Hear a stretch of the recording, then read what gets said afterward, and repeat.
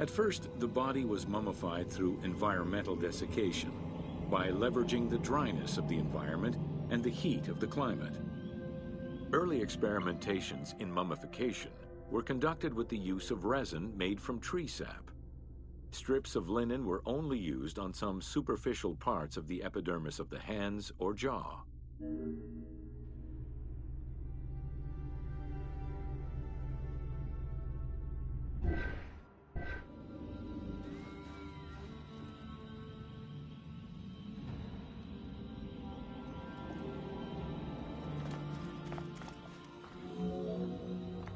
Ideologically, the will to preserve the body is not explained in any way until 3600 BCE. This is when the Egyptian belief that the body housed the soul was finally documented for modern Egyptologists to eventually decipher.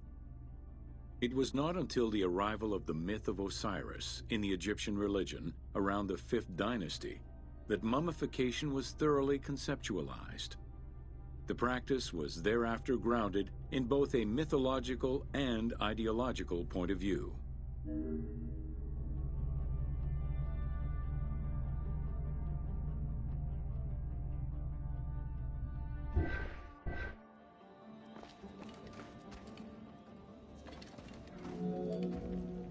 Osiris was mainly known as the god of the dead and the god of resurrection. The most well-known Genesis myth concerning Osiris is that of his dismemberment.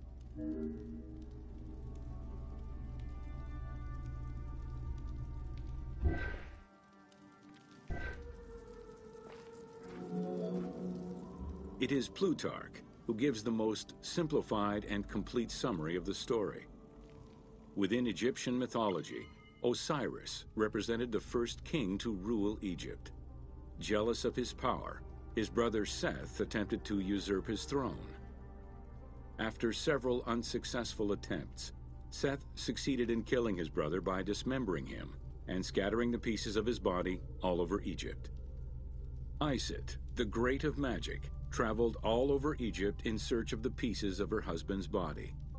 After a long search, she recovered all the pieces save for his manhood, as it was eaten by a fish.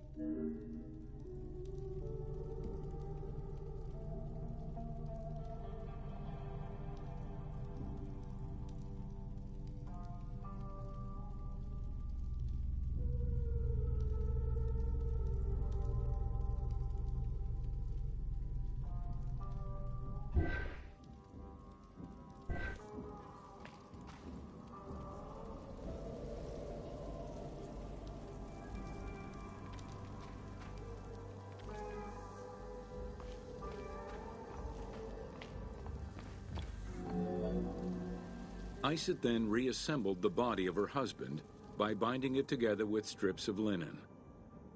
Aided by her sister Nephthys, another powerful magician, they gave Osiris the breath of life. This not only brought him back from the dead, but also allowed him to recover his virility long enough to impregnate Isis, thus ensuring his succession before, once more, dying. Thus Horus was born.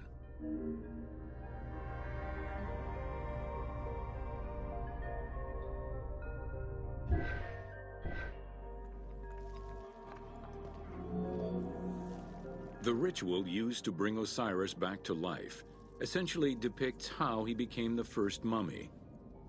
It is why, on the sarcophagi of kings, we often find Isis and Nephthys represented as the magicians who restore life to the deceased.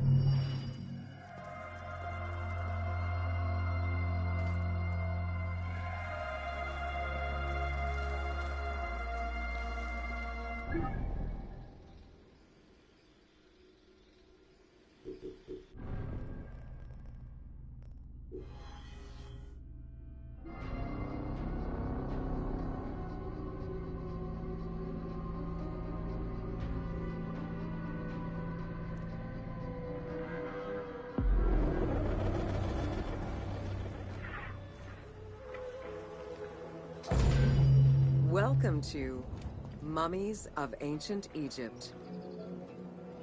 The mummification process used by ancient Egyptians was highly ceremonial in nature. The different types of mummification took into account the social level and richness of the deceased and even included animals. The most expensive was that reserved for the pharaoh and the royal family, as well as some of the wealthiest members of the court.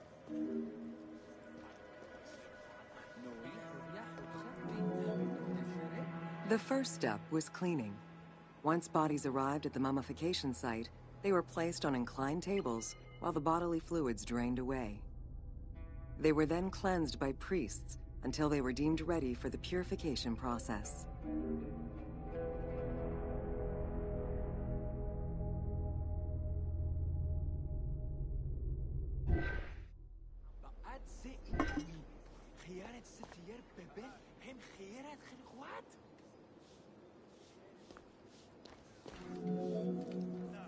The purification of the body began with a libation from sacred water. The priest then fumigated the body with terebinth resin. After the ritual cleansing, priests used oils, spices, and all kinds of essences to further purify the body of the deceased. Finally, all body hair was meticulously removed.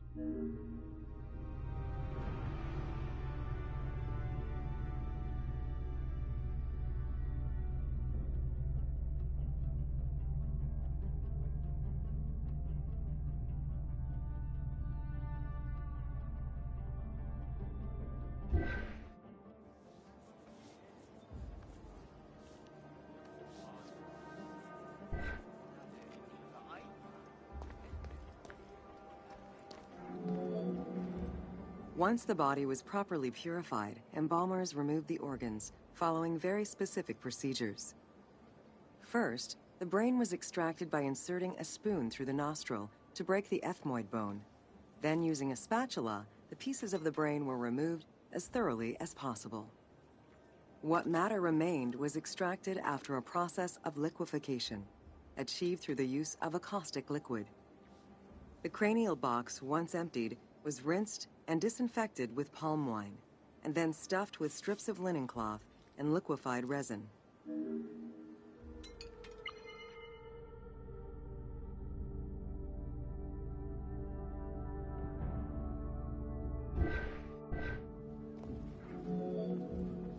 After taking care of the brain, embalmers made an incision on the left flank and carefully set aside the viscera. The inside of the body was also rinsed with palm wine. Then the embalmers filled the belly with pure myrrh, cinnamon, and other perfumes and sewed it shut. The removed viscera were washed in palm wine and packed in crushed herbs before being placed in canopic jars.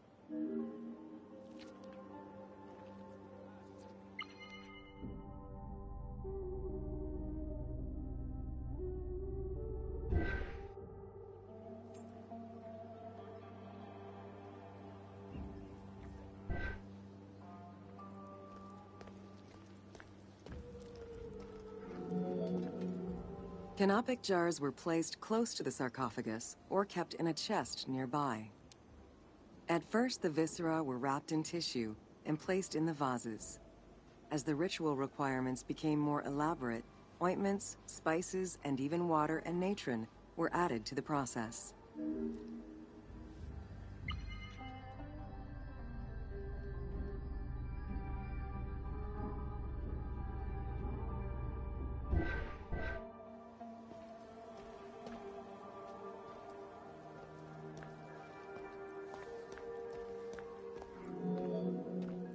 Towards the middle of the New Kingdom, canopic jars assumed the appearance of the four sons of Horus.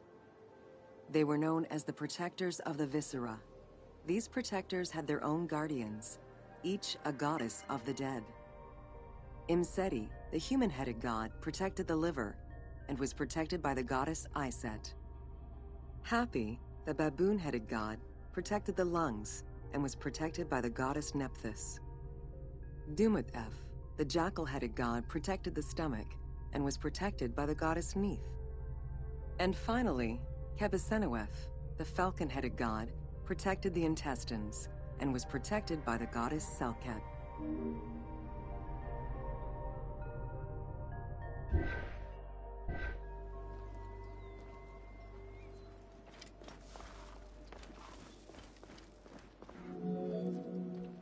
Natron is a naturally occurring mineral found in evaporite. These sedimentary rocks are made up of mineral salts and were generally mined from lake beds in Egypt.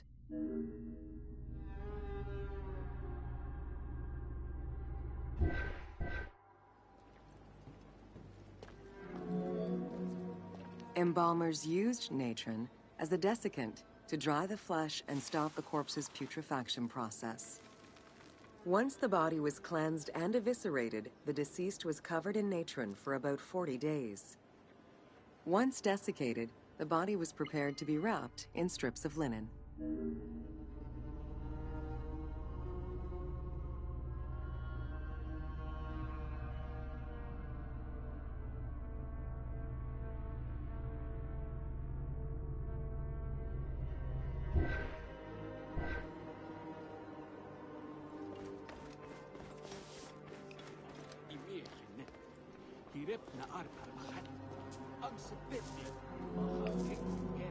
Once the body was fully desiccated by the natron treatment, embalmers oiled, painted, and sometimes even added hair extensions or a wig. They often used a henna-based antiseptic preparation to give the body a more colorful and lively appearance while preparing it to resist molds and fungi.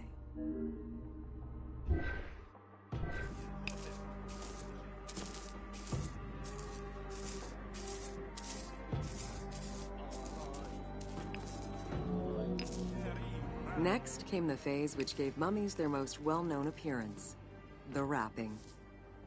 Originally, each part of the body was wrapped separately.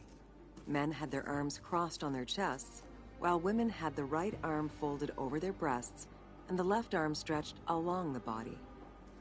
However, techniques evolved over time. Eventually, the body as a whole was wrapped with limbs alongside the body, and increasingly sophisticated and different techniques of weaving flax bands were developed.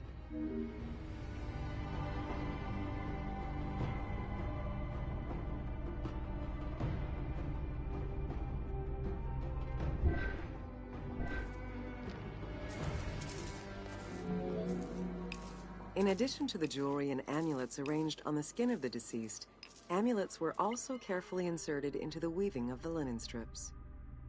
Each amulet was linked to a myth or to an ideological belief related to rebirth.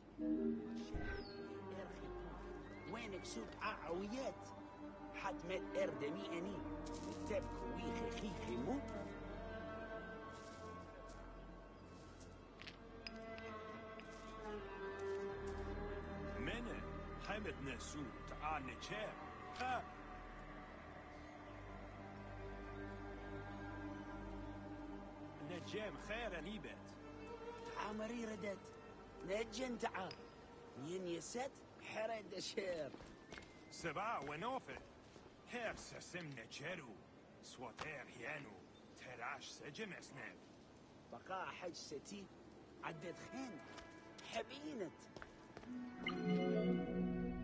Masks were an important part of a mummy's finery. Early wooden funeral coverings were very expensive, however, and soon replaced by masks created through a technique known as cartonnage. Masks fashioned with this method were created by laying several layers of linen or papyrus pulp on a base made of mud or straw. Cartonnage was used for more than funerary masks. Ornaments and the animal coffins of the late period were also made in such a fashion.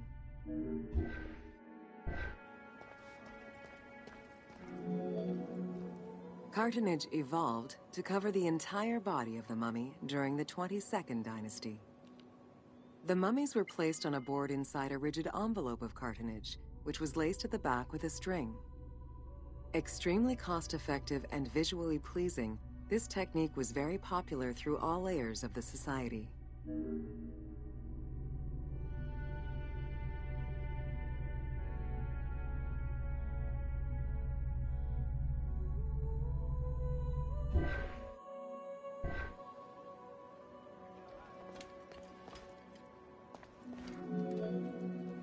Cartonnage envelopes were usually covered with inscriptions and polychrome decorations, specifying the names and titles of the deceased, scenes depicting daily life, or decorations specific to the funerary world.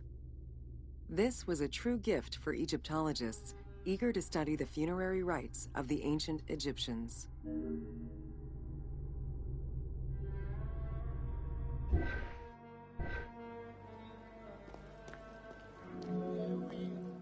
Once the mummy was properly wrapped and adorned, the embalmers proceeded with the ceremony of the opening of the mouth. A vital step of the funerary process, this ceremony was meant to bring back to life the deceased themselves, or an object representing the deceased.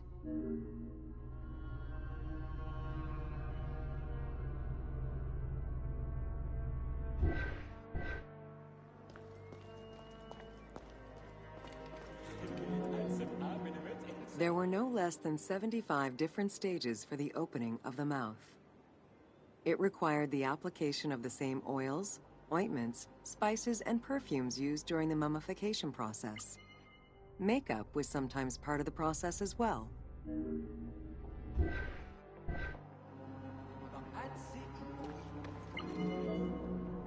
The last stage of this long ritual was the act of touching the mouth with the adze to symbolically allow the breath of life to infuse an inert body. Its performance was reserved for a very specific set of people: priests who wore the mask of the god Anubis, a close relative of the family, or by the heir to the throne.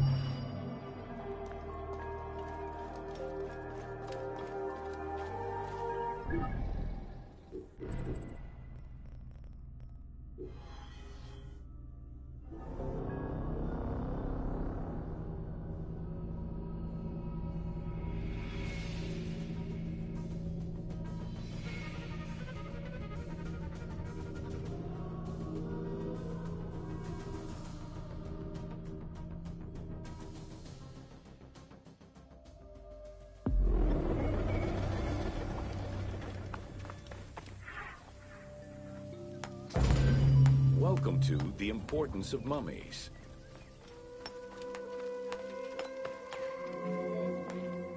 The first hieroglyph for embalmer appeared in pyramid texts of the Old Kingdom.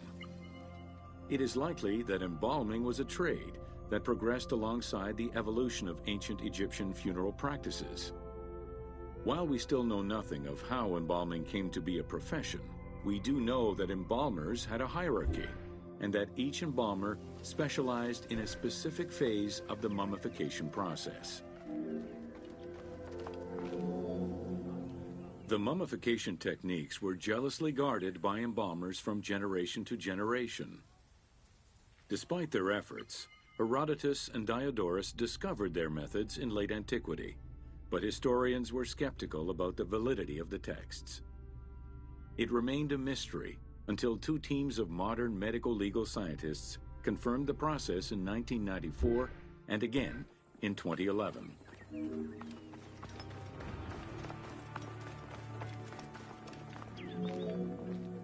The Uabet, meaning the pure place, was where the embalmers mummified the bodies of the deceased.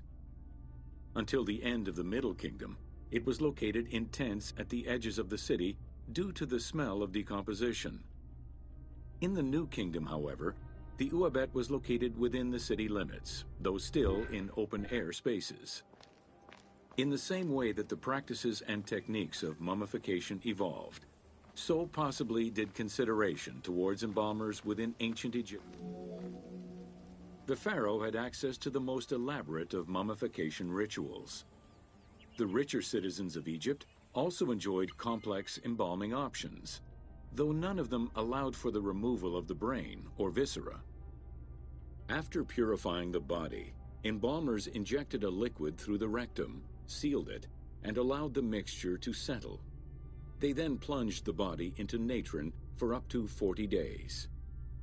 Once the body was dried, the seal was removed, and the entrails flowed out with the injected liquid, leaving the skin and bones of the deceased to be wrapped in linen and returned to the family for burial.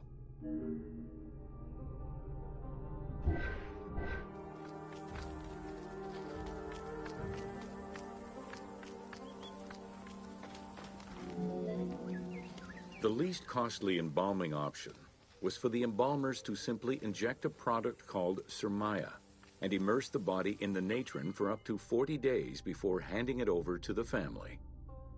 For all those who could not afford any embalming process, desert burials offered a pauper's alternative to preserve the bodies of the dead.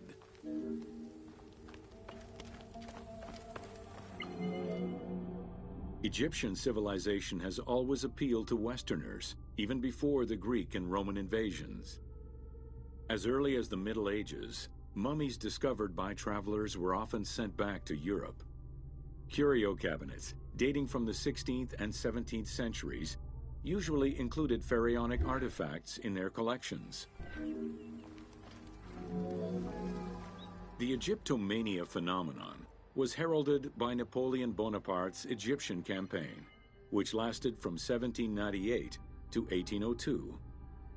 The following years were marked by a resurgence of interest from rich enthusiasts and scholars who exposed Egypt to the general populace. Many research societies focusing on Egyptology were founded during those years.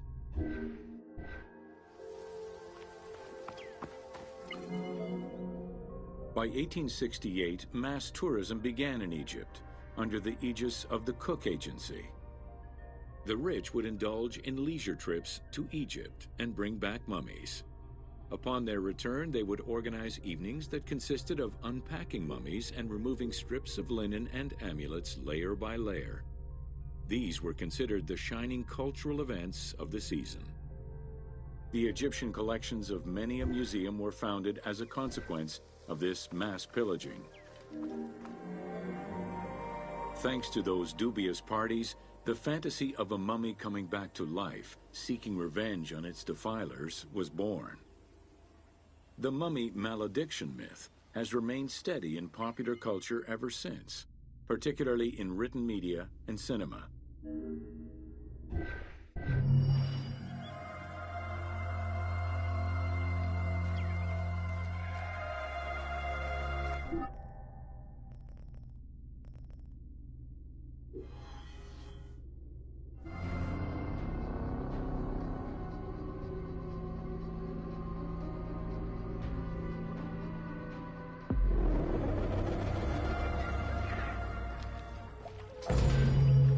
Welcome to the major regions of Egypt.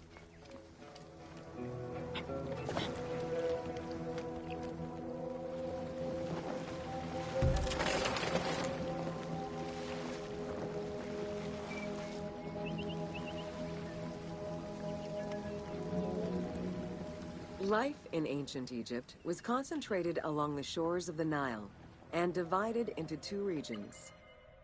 Lower Egypt was situated on the Nile Delta near the Mediterranean, and Upper Egypt was at the south reaching into Africa. Due to its proximity to the Mediterranean, temperatures in Lower Egypt were less extreme than in Upper Egypt.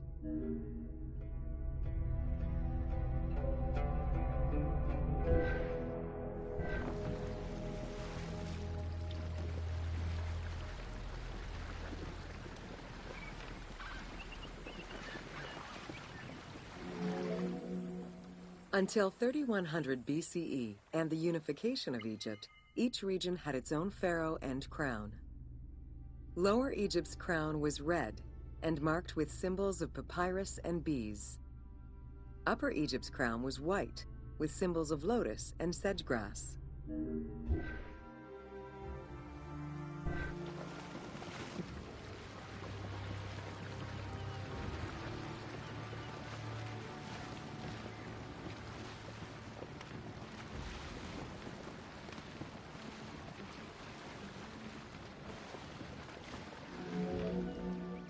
Both regions had competing major cities, most notably Memphis in Lower Egypt and Thebes in Upper Egypt.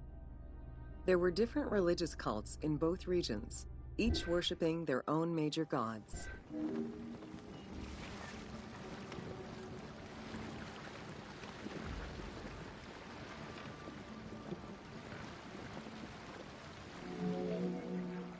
Many of the temples were designed in such a way as to represent the two regions, and ceremonies often incorporated Upper and Lower Egypt in their rituals.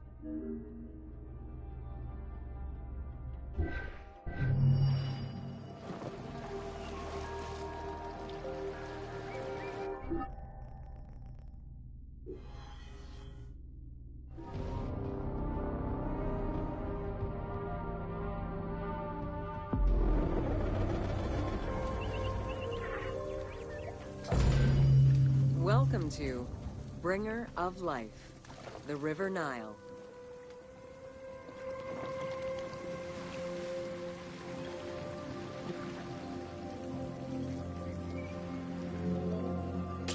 The ancient Egyptians called the dark fertile soil of the Nile the Black Lands, and the surrounding desert was referred to as the Red Lands. The dramatic difference of productive land opposed to barren desert had a deep influence on cultural ideology, mythology, and religion.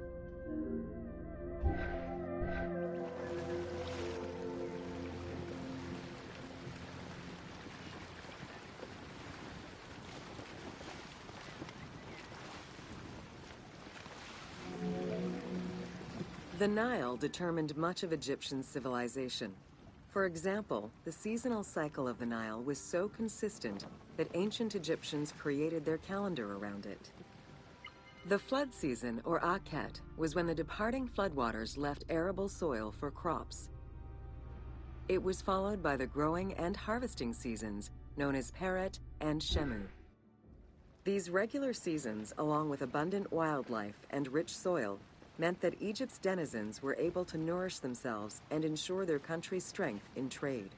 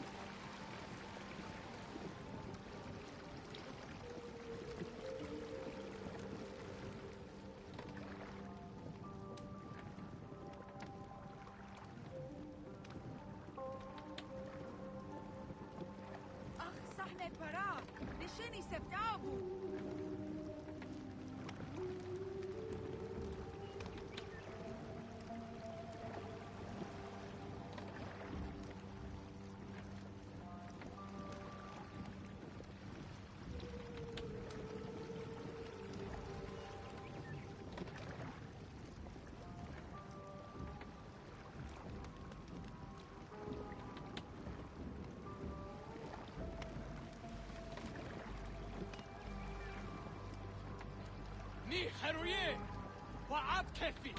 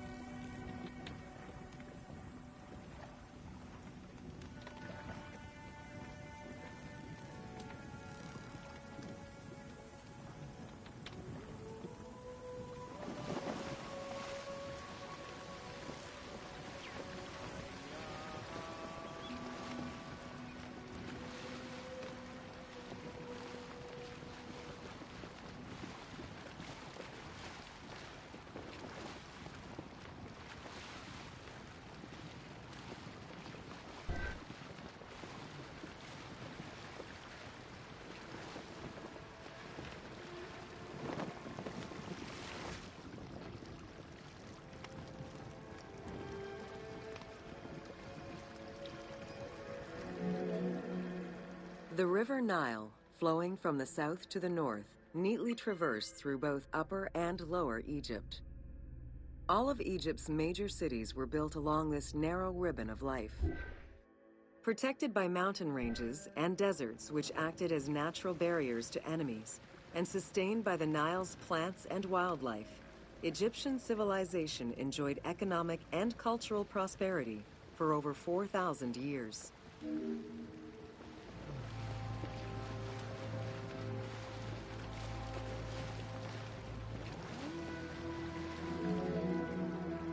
Both ancient Egyptians and ancient Greeks referred to the Nile as the river in their respective languages.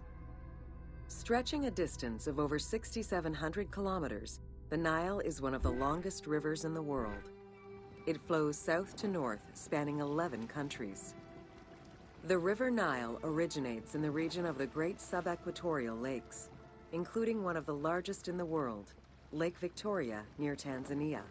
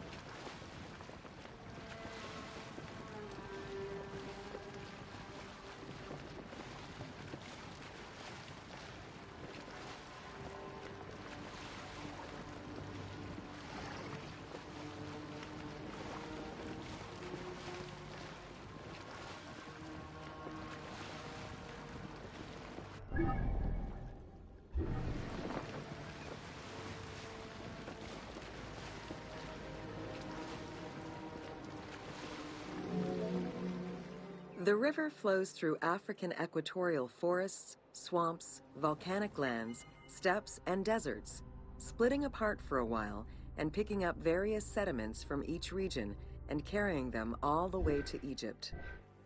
Its main artery, known as the White Nile, rejoins with the Blue Nile in Khartoum. This is where it weaves through rich deposits of silt and nutrients, carrying them along in its wake.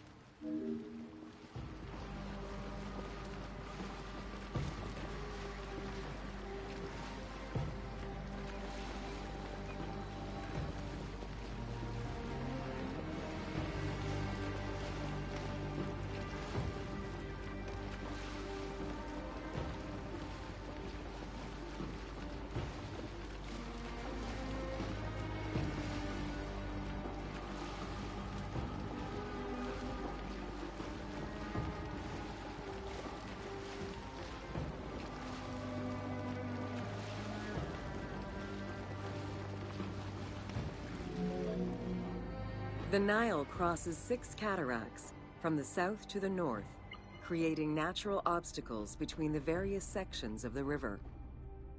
The cataracts are long zones of about 100 kilometers, where the bubbling and rapidly swirling waters advance tumultuously amid enormous heaps of rocks and benches of hard stone.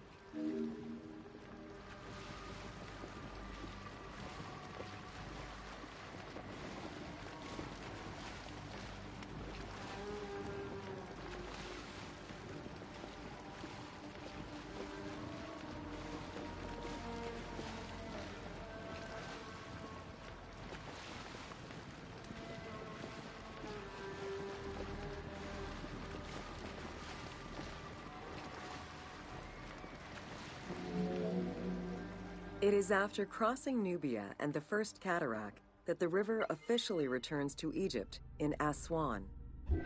There are still 1,000 kilometers before it reaches Cairo and the Delta, bringing life to those living on its shores before it eventually empties into the Mediterranean Sea.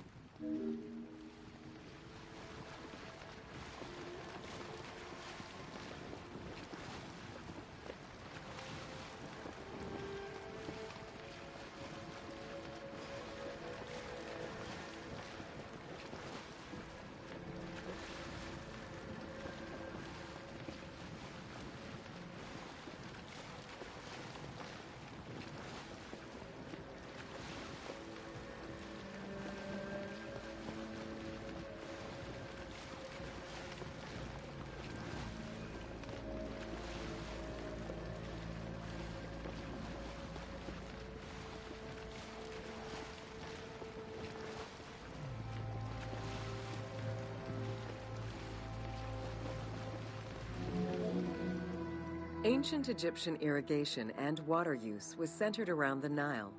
However, they also had access to streams and rivers, as well as several large lakes. The delta, situated at the north end of the Nile, also known as Lower Egypt, is a large irrigated area where the river splits into several tributaries.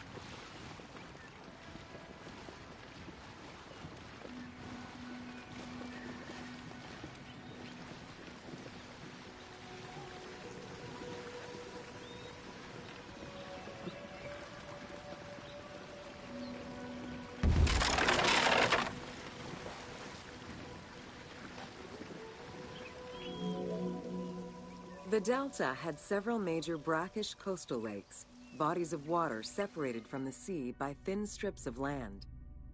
A mix of deep to shallow waters, salt swamps, and sand plains, these lakes were refuge to a wealth of species, as well as water and land plants. The occasional bandit could also be found sheltering within the denser reeds, waiting for the unwary traveler.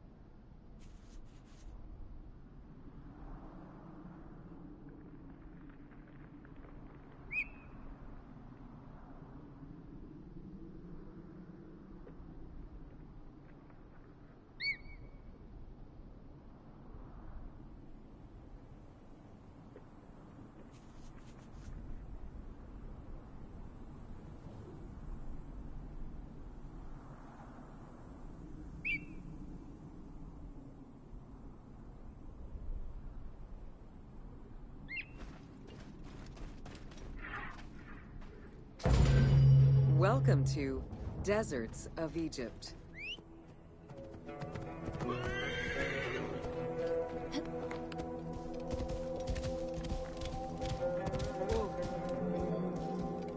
Reaching out on either side of the lush Nile are the harsh, arid Western Desert and the mountainous Eastern Desert. They cover nearly 94% of Egypt. Each of these parent deserts have their own microclimate and contain several smaller deserts with a distinctive fauna and flora. Whale fossils were discovered within the depths of the Sahara. Known as the Valley of the Whales, this location is evidence of the seas which once covered the area. Whoa.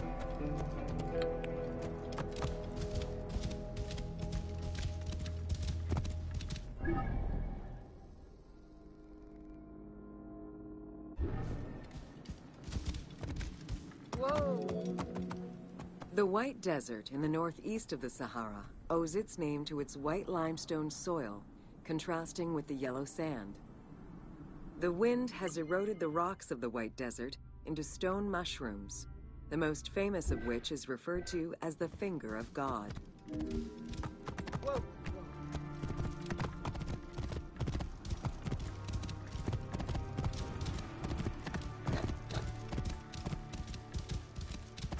Whoa.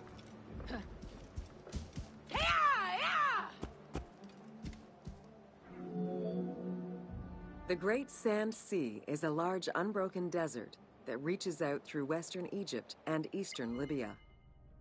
It is home to a unique geological formation known as Libyan silica glass. The pale yellowish-green material ranges from pebble-sized fragments to glass rocks the size of rough boulders. Whoa!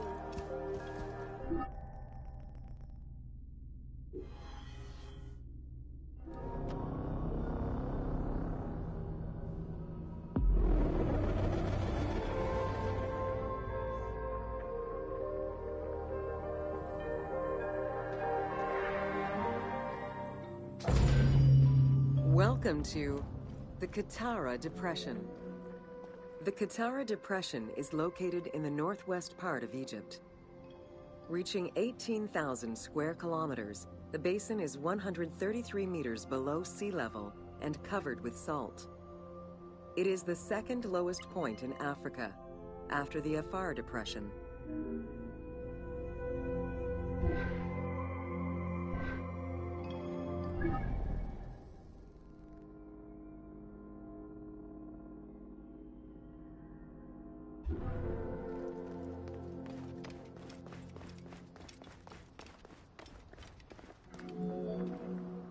The climate is very arid, with average temperatures reaching 36 degrees Celsius. The famous Siwa Oasis is located on the protected southwestern region. Today, the Qattara Depression is utilized for oil exploration.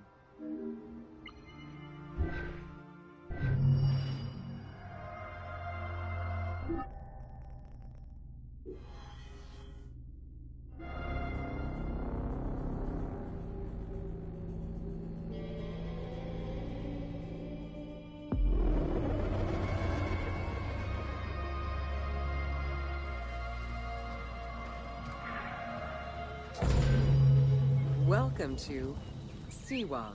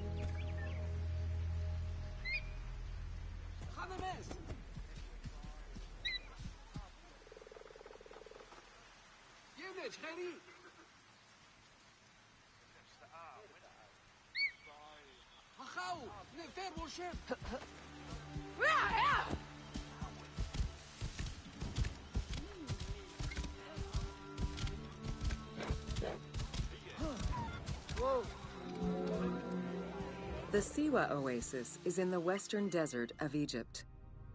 Geographically, the Siwan Oasis is located in a depression 20 meters below sea level.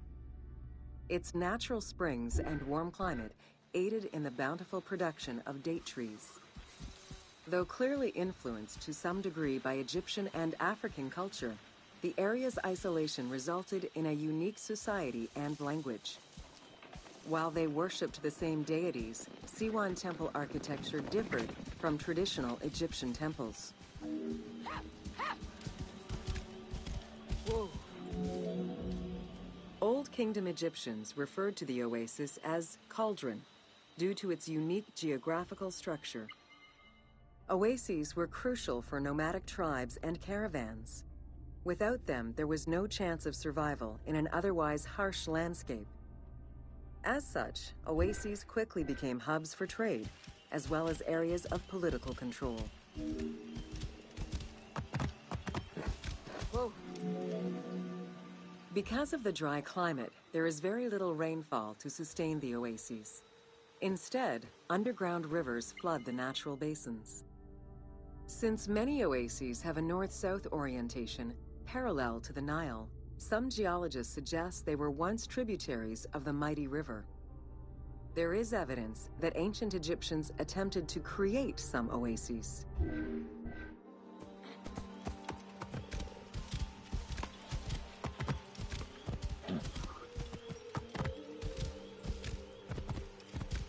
Whoa. The Libyan oases are the best known, as they are geographically and culturally linked to the Nile Valley and the Delta. These western oases have a distinct geology from the other regions of Egypt. The most famous and important oases are Karga, Dakhla, Farafra, Baharia, and Siwa.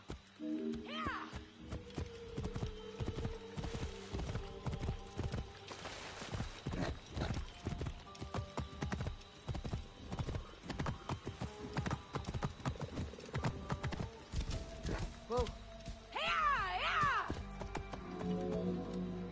The Spring of the Sun is one of many thermal sources in Siwa, with the particularity that Cleopatra would have bathed in this one, giving it its name. The presence of the source beneath was attested already by Herodotus during the 5th century BCE, when the oasis was called Amuneion by the Greeks of Cyrene.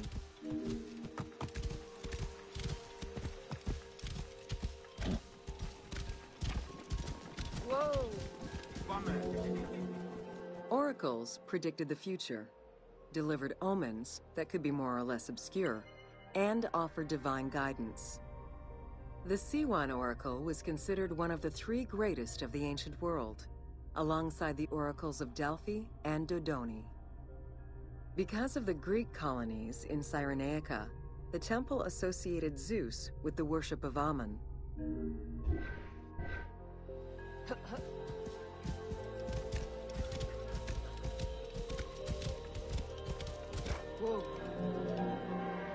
It is no wonder that Alexander the Great made the perilous journey to Siwa in order to consult the oracle, emulating the actions of mythical heroes such as Hercules and Perseus. This action earned the approval of the oracle, who validated his claim as Pharaoh of Egypt. He was confirmed as the son of Amun, conferring upon him the most legitimate claim to date of all Egypt's foreign invaders.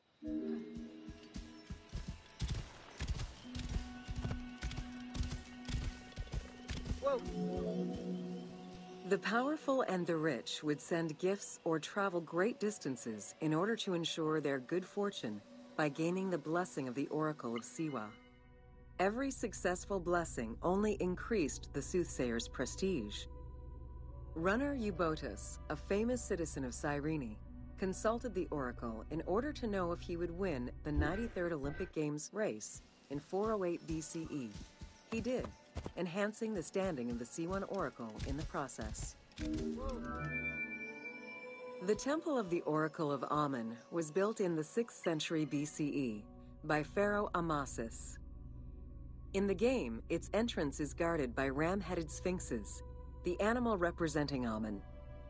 They were inspired by similar statuary located at the British Museum. Another option would have a Greek-influenced representation of Zeus Amun, a human-headed sphinx with horns.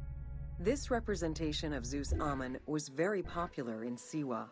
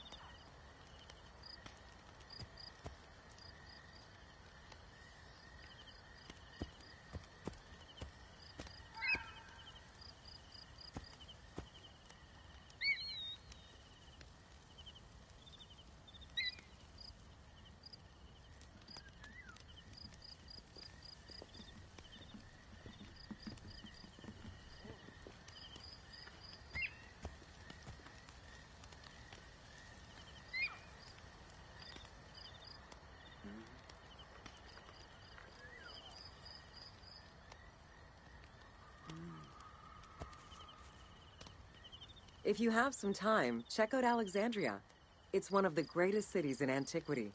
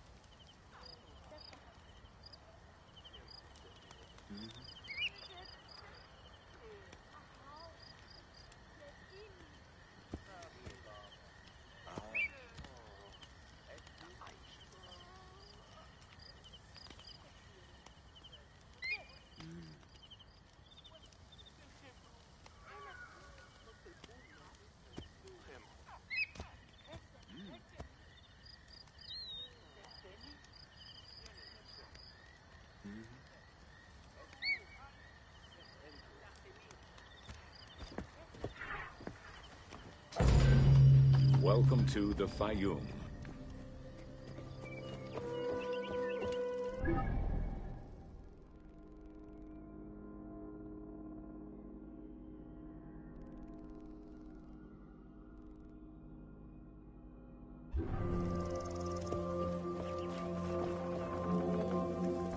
The Fayum Oasis is an enormous basin in the western desert that formed from the Nile's overflow. As such, it is not considered a true oasis, though it gives its name to the region, which covers Lake Moeris. The oasis harbors some of the oldest archaeological artifacts of the region, indicating that the area has been inhabited by hunters and gatherers since the Neolithic. The Fayum Oasis drains into Lake Moeris, which was a large freshwater lake, but at some time became a saltwater lake. In the 12th dynasty, ancient Egyptians redirected the water flow with a dam and dug a supply canal using the lake as their reservoir. Irrigation enabled them to continue growing crops of figs, grapes, and olives. Reed boats, feluccas, triremes, and kerkeros were the most commonly found craft within the landlocked waters of Egypt.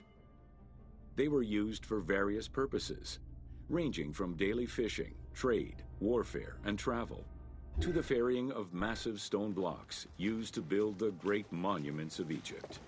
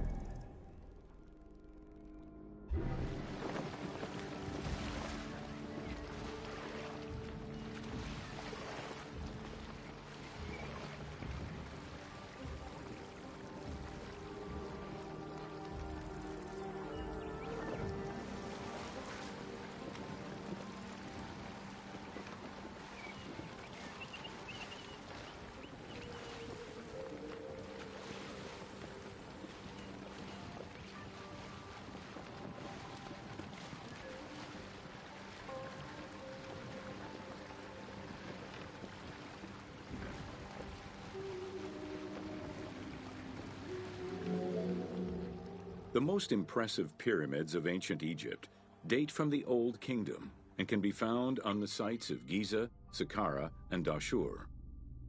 However, one particularly famous pyramid of the time is located elsewhere. During the Middle Kingdom, some pharaohs chose the Fayum as their final resting place. One such ruler was Amenemhat III. His pyramid left a mark on the imagination of antique chroniclers. They referred to it as the Labyrinth, mostly due to the vast mortuary temple complex at the foot of the pyramid. Herodotus mentioned that he had visited 12 courts and over 3,000 of its chambers. But he was also well known for being prone to hyperbole.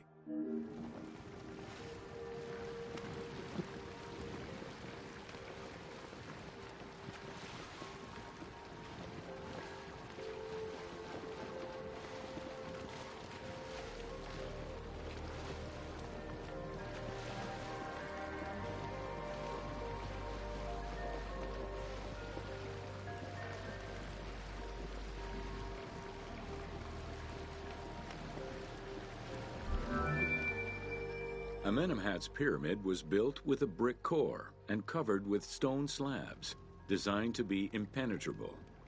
The burial chamber, made out of a single block of sandstone, is unique in its design.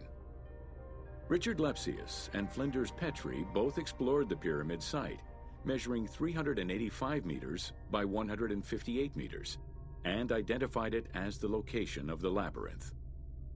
Their research conditions were difficult, as most of the site had been submerged by the nearby canal.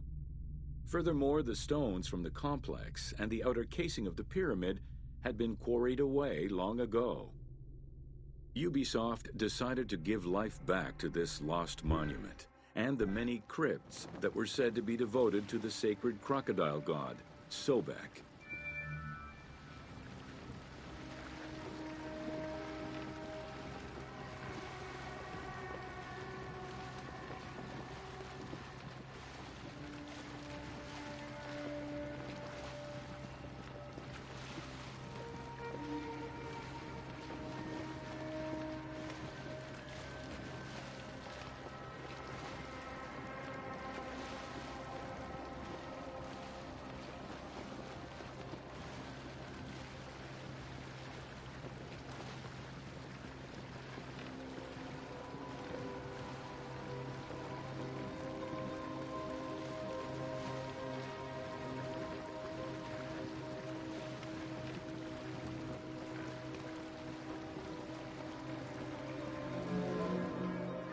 Founded during the 5th dynasty, the site was popular during the 12th dynasty under the name of Shedet.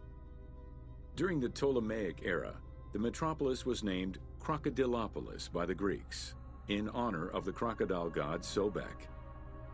During the Greco-Roman era, the Cleruks, soldiers of the Ptolemies, settled there after their military service and expanded the irrigation systems.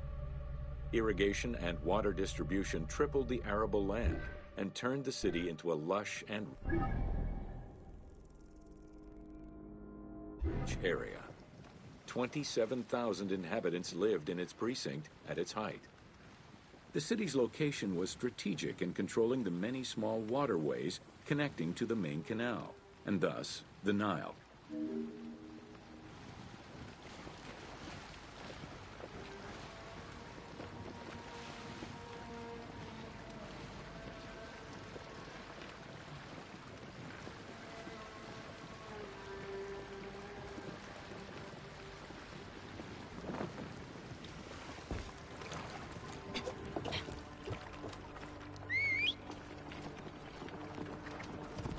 Whoa.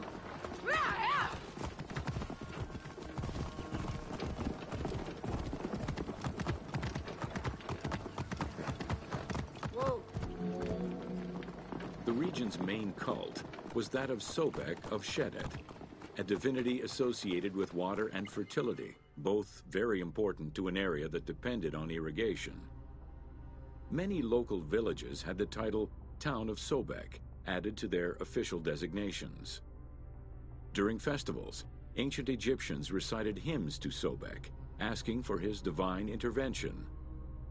Greek settlers and later Romans would help the Temple of Sobek's economy to flourish by adopting the local embalming mortuary rites. Their sarcophagi were beautifully painted and adorned with amazingly realistic portraits.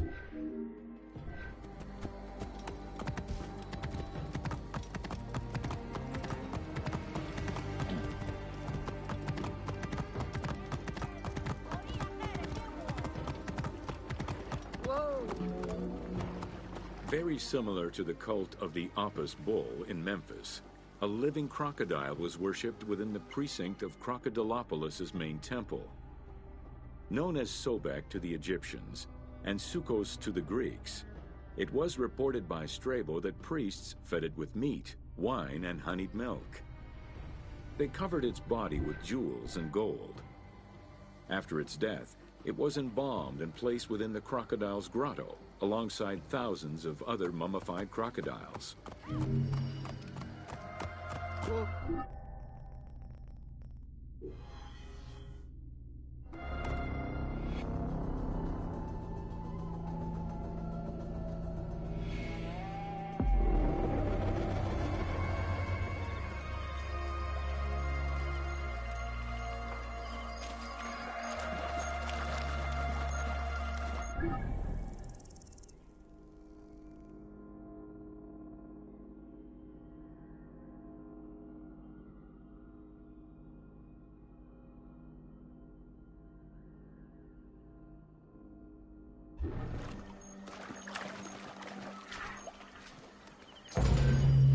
Welcome to the city of Memphis.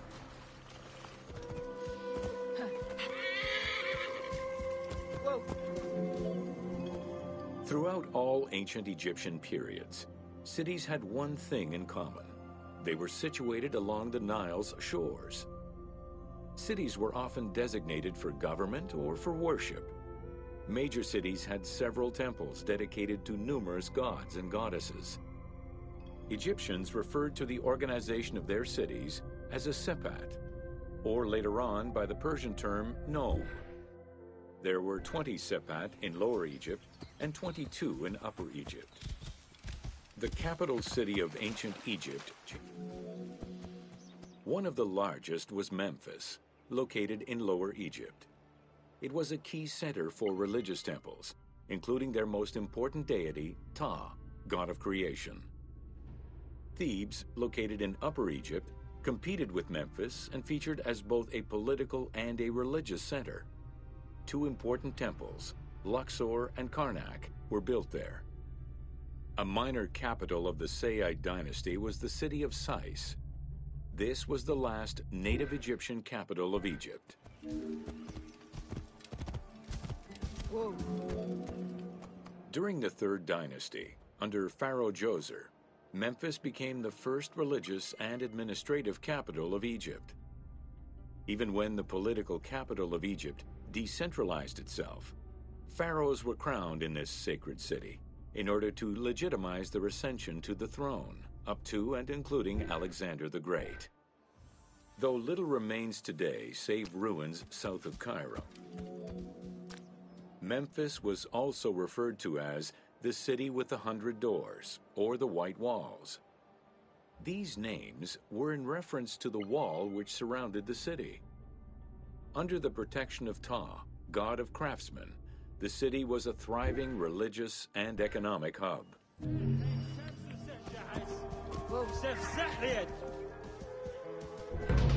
Welcome to Artisans of Ancient Egypt.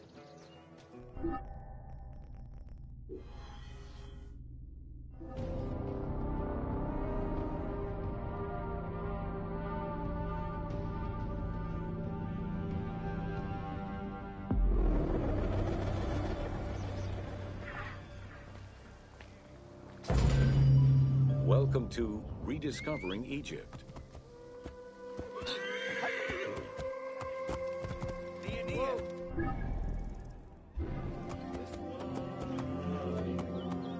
In the 19th century, the increased intensity of tourism and excavations, as well as the outflow of antiquities to other countries, threatened Egypt's archaeological heritage. Egyptians took part in this destruction by ransacking sites for artifacts to sell, quarrying stones from ancient monuments, and removing sebak, ancient mud bricks, to reuse for their own purposes. Whoa.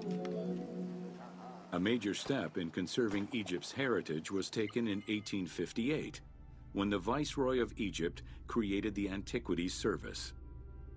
Supported by a team of foreign scholars, Auguste Mariette exerted an iron grip on the service. He carried out his work across Egypt and into Nubia, intervening on almost every major site. Aware of the necessity of keeping unearthed artifacts in Egypt, Mariette requested a museum be created. Gaston Maspero, Mariette's successor, expanded and reorganized the Antiquities Service and instigated laws regulating the export of artifacts.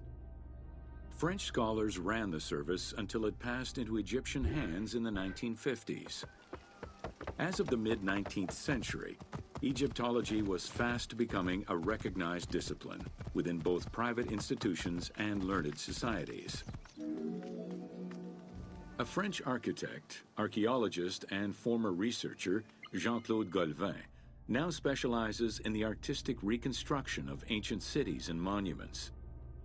To date, he has created more than 800 drawings, which include 3 volumes focusing on the reconstitution of ancient Egypt. His work is exquisitely detailed and can be found in... The team was thrilled to collaborate with Jean-Claude Golvin in order to recreate Egypt for the game. In the 19 exclusive watercolors he created for the team, Golvin used scientific data as the base and then extrapolated to provide a full interpretation of various locations and monuments in ancient Egypt.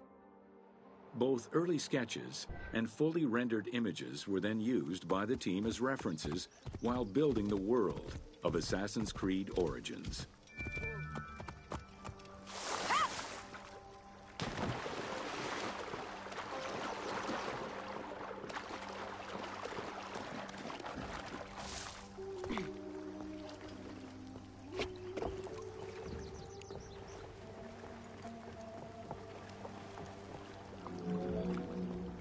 Although ancient Egypt's rich religious culture and its mortuary monuments continue to be investigated, the modern discipline of Egyptology has shifted focus.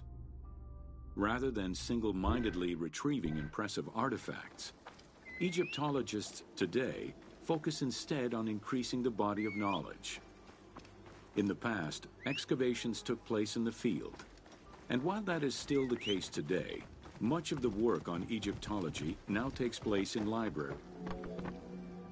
Today, archaeology in Egypt relies on an interdisciplinary approach, where traditional Egyptologists are helped by a wide spectrum of scientists from other disciplines and new, non-invasive techniques. GPS data, satellite imaging, and ground-penetrating radar allow archaeologists to gain a sense of what lies underneath the ground before excavating.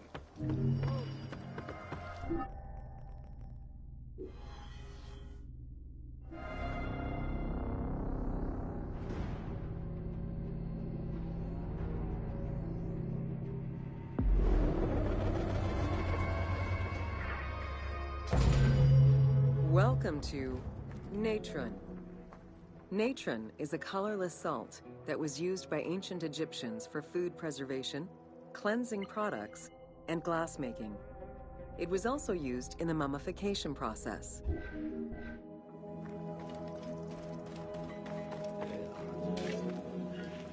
During the ceremonial embalmment ritual, the priests packed the body in natron in order to remove all of the moisture.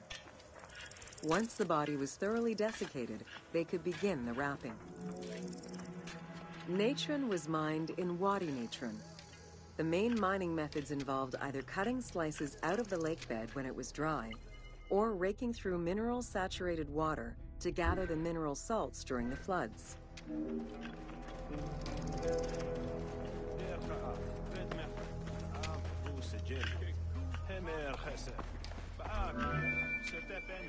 Both techniques are still used today and inspired the team in their recreation of the mines located in the mountains northwest of Memphis.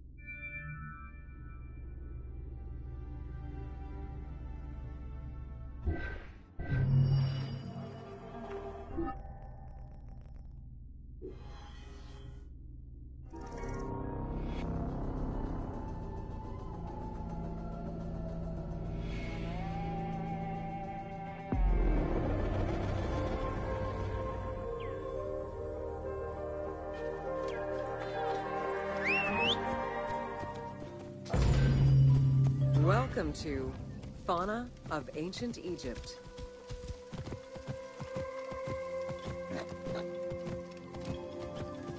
Whoa!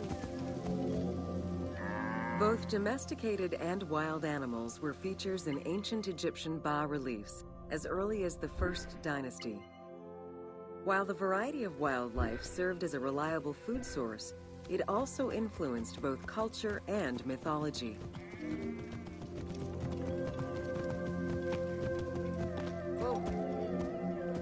Egypt's terrain allowed for a diverse range of animals, including panthers, rhinoceroses, elephants, and many variations of antelopes.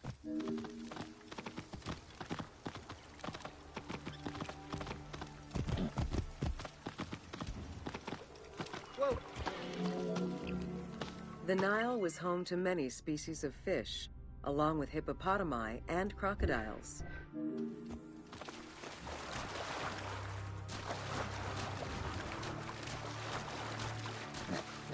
Whoa! The wide variety of birds that populated the riverbanks, from raptors and waterfowl to songbirds, were all cataloged within Egyptian hieroglyphic signs. Encounters with reptiles and insects, such as cobras, scorpions, and scarabs, influenced hieroglyphs and art.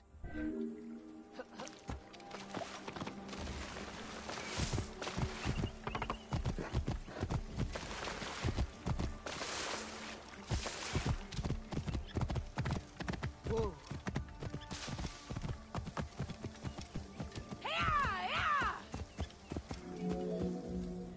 While all animals had sacred meanings, lions in particular represented power and royalty to ancient Egyptians. They were so prized by pharaohs that they were hunted to extinction within Egypt.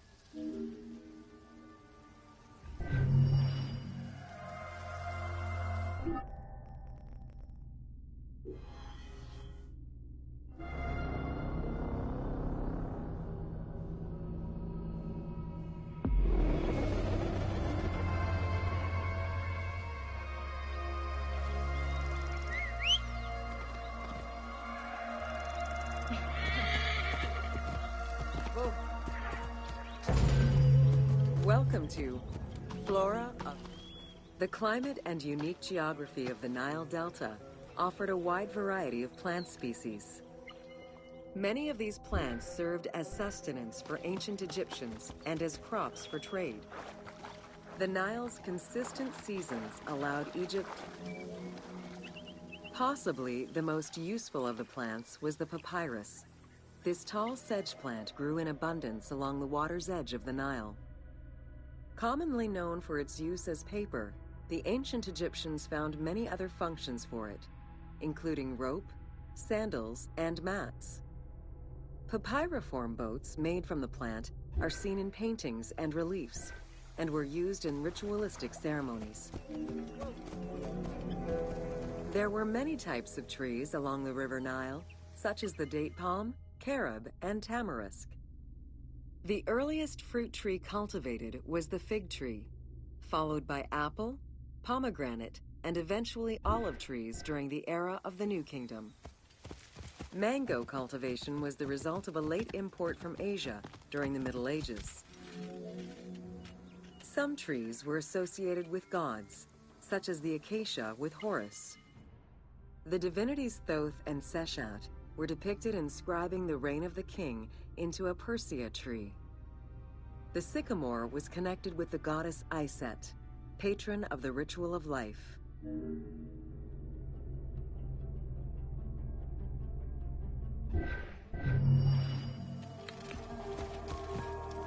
Whoa.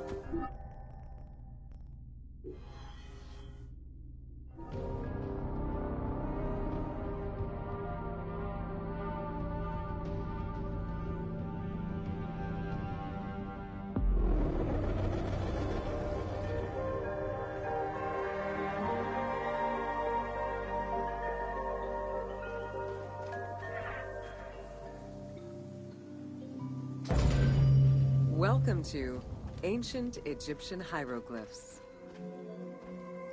Hieroglyphics were used as sacred writing, appearing on monuments, statues, and sacred papyrus texts.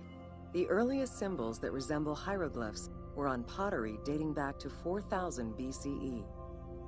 This stylized form of signs and drawings was the only writing used from its ancient origins to the end of pharaonic history.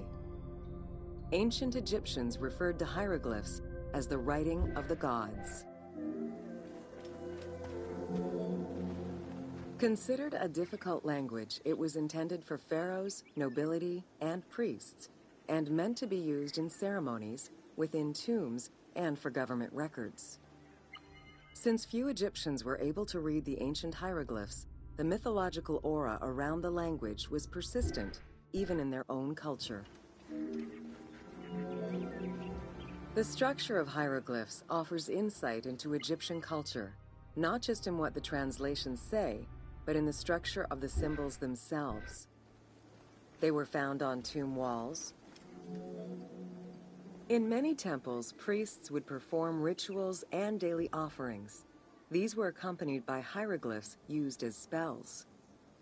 In tomb paintings, the hieroglyphs are represented with formulas to recite, These spoken words were meant to be spells which would allow the deceased to benefit from the offerings for all eternity. Spells and offerings were also written for the living, to enhance medicines and cure illnesses.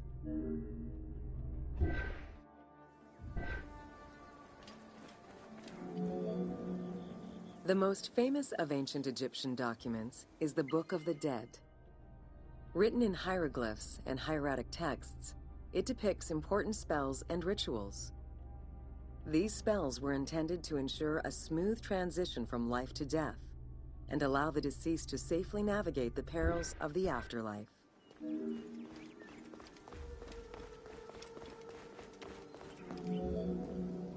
Even after it was deciphered, the reading of hieroglyphs remained difficult at times due to the many directions in which they can be read.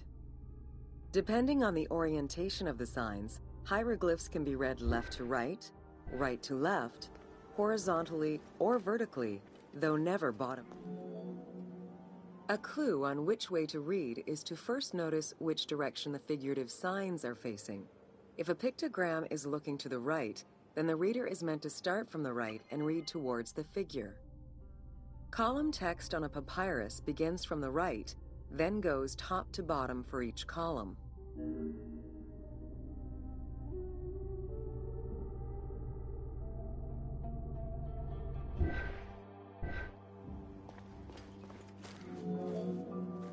Text written on tomb walls resembles the structure of a page from a comic book.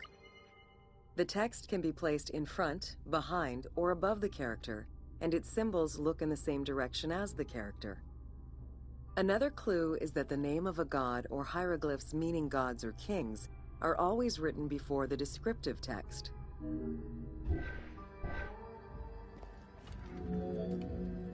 Compared to alphabetical languages, Egyptian hieroglyphs have more symbols. Confronted with the absence of vowels, the Egyptians invented a category of signs. When placed at the end of words, these signs help inform its meaning. For instance, a drawing of a lion will refer to a lion and also relate to the abstract concept of a lion as something dangerous or powerful.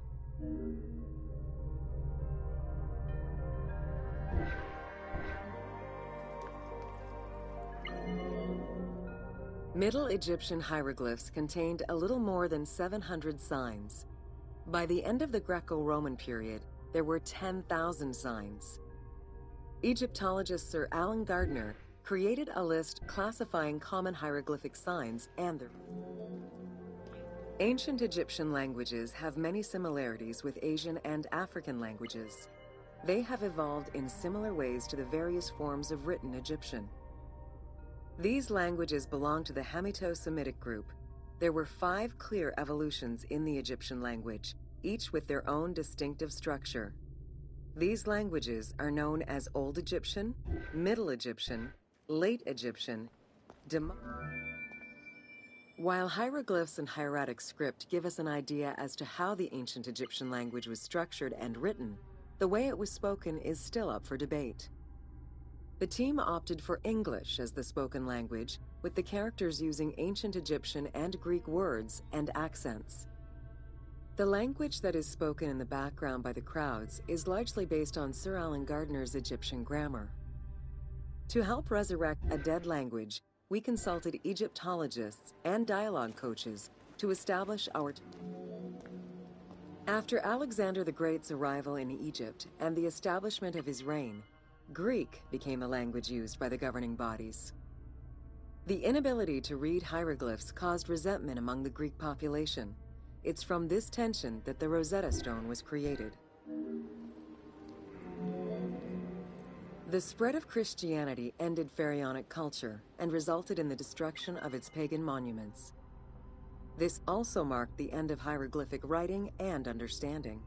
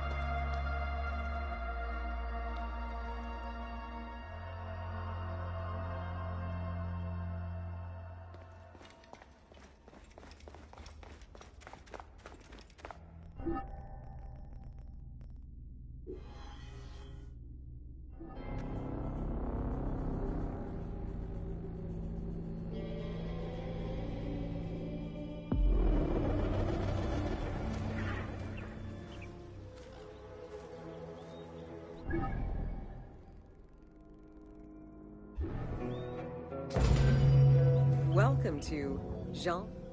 Between the 5th century CE and the Renaissance, knowledge of hieroglyphs was entirely lost. Many enthusiasts tackled the challenge of deciphering the language with little success. Some groundwork was made with various researchers identifying names and some grammatical structure, and confirming that cartouches were markers for royal names. They were still missing a critical piece of information that would eventually be revealed thanks to the Rosetta Stone was found in 1799 by Bouchard, a soldier in Napoleon's army. The stela dates from 196 BCE, written in ancient Egyptian and Greek with 3 scripts: hieroglyphics, Demotic, and Greek alphabet. Following the defeat of Napoleon Bonaparte in 1801, the English took possession of the stone.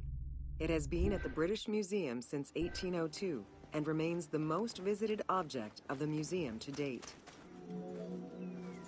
The first translation was of the Greek section only in 1803. It detailed a decree of Pharaoh Ptolemy V, reminding the citizens that their pharaoh had led Egypt to prosperity.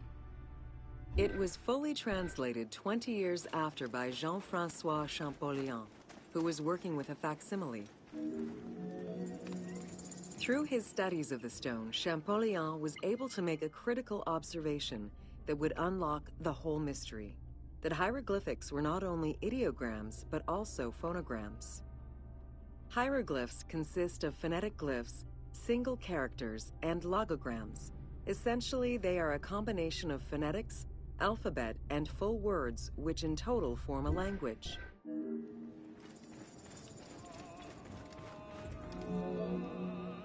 While studying the stone, Champollion realized that there was a difference in the number of hieroglyphic characters in relation to the number of Greek characters for the same word.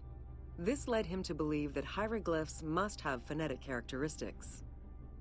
This was the first step to unlocking the Rosetta Stone's secrets.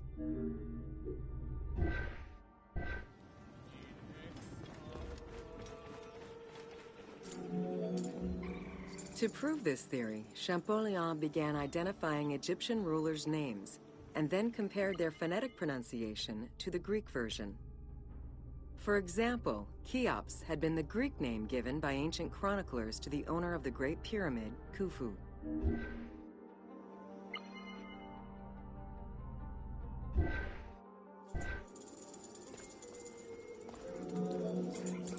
The next step for Champollion was to confirm that his approach was verifiable by using the Philae obelisk as an additional reference.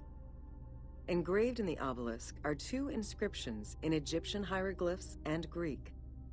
Once he confirmed the names of Ptolemy and Cleopatra within these texts and confirmed the same phonetic patterns as on the Rosetta Stone, Champollion knew he was on. Champollion had already mastered several ancient languages when he took on deciphering the Rosetta Stone. He used his knowledge of Coptic to identify the solar disk hieroglyph on the obelisk as the phonetic translation of Ra. Further translation only strengthened his conclusion. Egyptian hieroglyphs encompass the alphabet in both phonetics and determinative ways, which means that the symbol represents the word itself.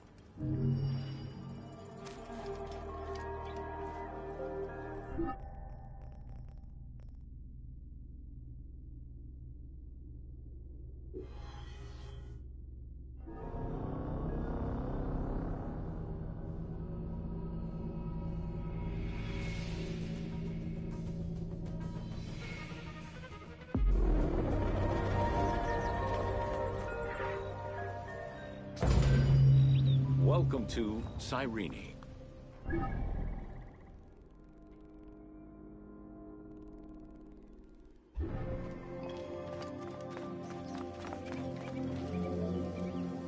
Cyrenaica stretches across the coast of northwest Africa. It was known as Pentapolis in antiquity, a reference to the 5 main cities that formed the Greek colonies. Built on a lush plateau of the Green Mountains, in what is present-day Libya, a colony of Greek settlers formed the city of Cyrene, in 630 BCE.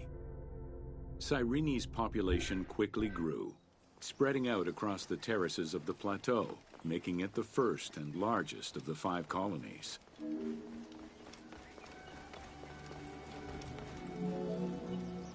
The city of Cyrene was founded by Batos Aristotle, guided by the Oracle of Delphi. Overcrowded and suffering from drought, Batos's home island of Thera could not sustain its citizens. Batos consulted the oracle, who told them to journey to the North African coast in search of arable land. A series of kings reigned over the city in the first 2 centuries. However, rebellion. The key features of Cyrene were temples dedicated to gods, Apollo, Demeter, and Zeus, alongside Ptolemaic gods such as Isis and Serapis. A large agora defined the city's center, and on the western edge, the famed Acropolis was built. A fortification wall was added around the harbor at the end of the 2nd century CE. As the city grew, more buildings were constructed beyond the walls. Under Roman influence, Cyrene became an economic powerhouse, rising in status throughout the Mediterranean. Cyrene's School of Medicine rivaled all others except for that of the Greek city Kos. Some of the great minds in ancient math, astronomy, and geography were born from 115 to 117 CE. There was a revolt in the Jewish quarter that greatly damaged the city of Cyrene. Over time, a succession of battles, poor management of its silphium crop, and earthquakes eventually took their toll on the city. It was completely abandoned in 365 CE. The nearby port of Apollonia was an ideal location, with its natural cove, sheltered by 2 islands and rocky inlets. Along with a lighthouse, the port was later equipped with quays and warehouses to accommodate the increased shipping traffic.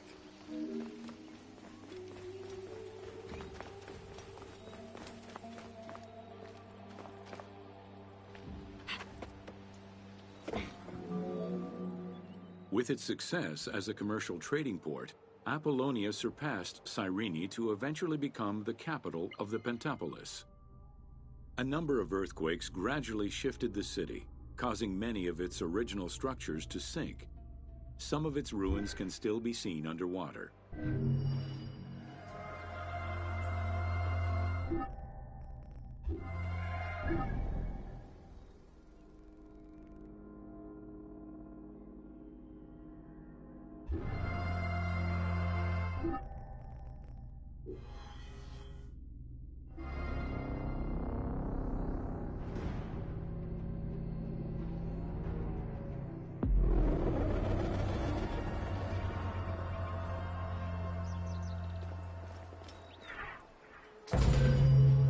Welcome to the Agora and Thermal Baths.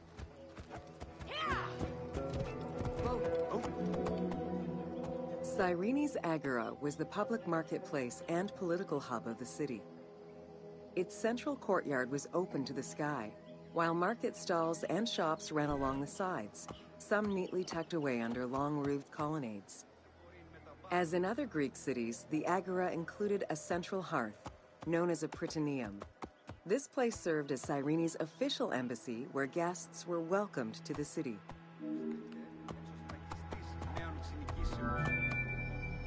An unnamed statue representing naval victories was the centerpiece of the Agora. The statue's female figure likely represents Nike, the goddess of victory.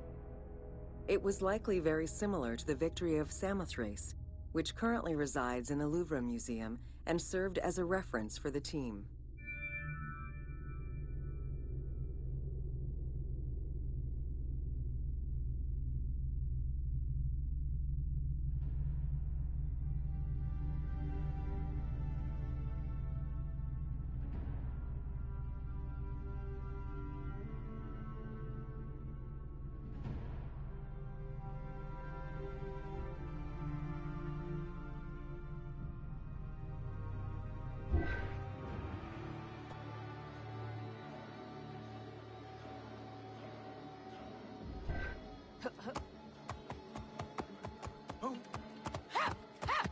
Whoa. The Cyrene Agora also displayed many temples and monuments celebrating its founding king, Batos, and the city gods. There were 2 altars associated with the Temple of Apollo and a marble statue base dedicated to the goddess Libya.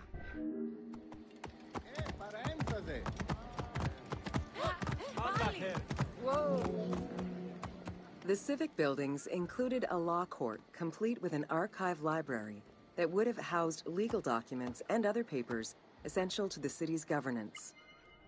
Traces of fire damage to the building's remains indicate that it was possibly destroyed during the rebellion of the Jewish community in 115 CE.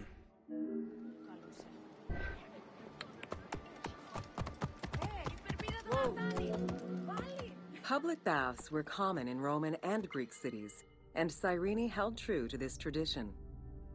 2 thermal baths from different eras were discovered among the ruins. An inscription at the entrance of one of the baths is presumed to be attributed to the owner. It dates the building to the Hellenistic period. Mosaics were originally created for practical reasons, the need to waterproof floors. Imported by Greeks in Egypt and Cyrenaica, the designs represented either scenes from daily life, marine fauna, or mythological figures. In addition to traditional Greek motifs, they also integrated concepts specific to Egyptian culture, such as the Nelumbo. The best examples of mosaics recovered to date, however, come from The Cyrene baths were fitted into an underground tomb dated somewhere between the 8th and 6th century BCE. Bath seats were carved directly in the rock, allowing for more comfortable ablutions. As with many of the public buildings, the thermal baths were elaborately decorated. Statues such as Aphrodite and Eros the Archer were discovered within. The Frigidarium, a pool of cold water, was the first room visitors entered. It was followed by the Tepidarium, or tepid water area, and then the hot water room called the Caldarium. Water for the thermal baths was sourced from a natural spring. Burning stones were deposited into the water to create steam as required. The flowing water of the spring ended in a cistern and fountain referred to as the Aqua Augusta.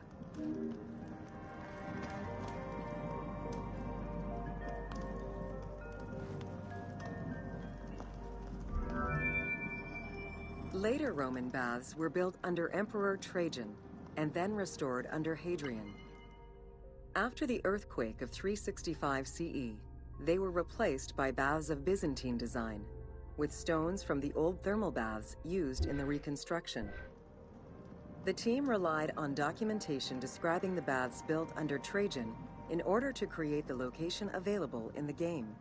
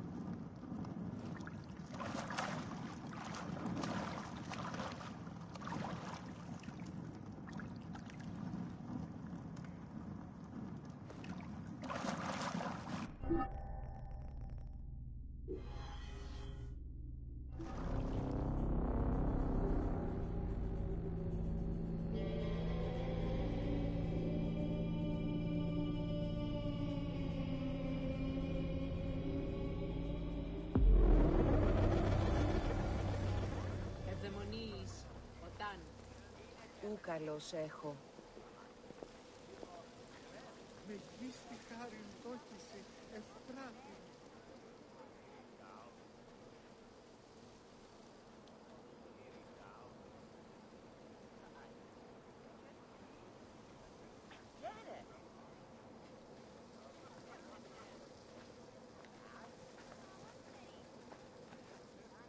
Ευδαιμονείς όταν...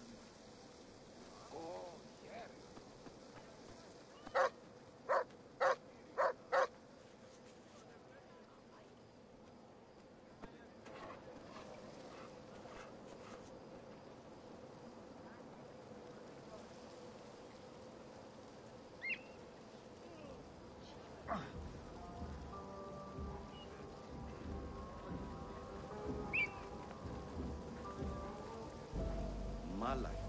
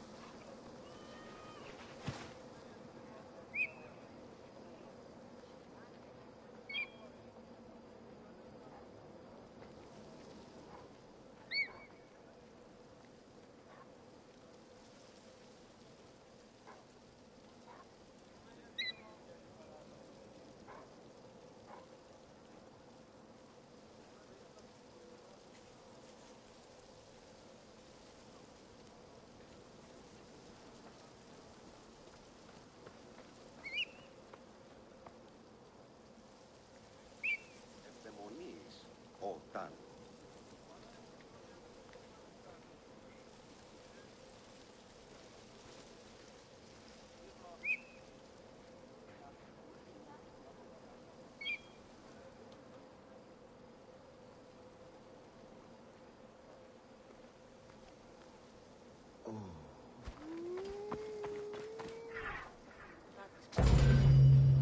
Welcome to the Temple of Zeus in Cyrene.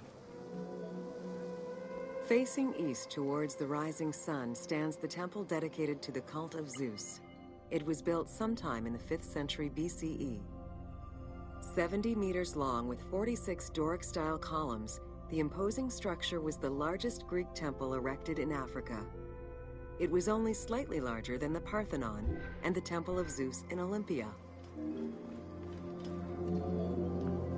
The exterior was designed with the decorative elements common to Doric architecture. The dimensions of the columns were different, giving visitors an impression of uniqueness when viewing each facade.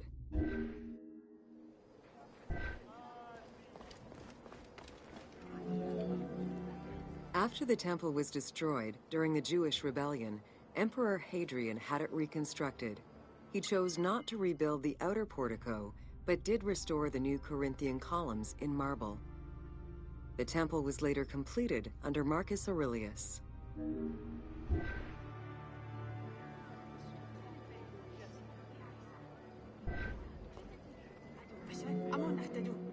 In the time of Augustus, a faithful but smaller imitation of the Olympian Zeus was used to be worshipped.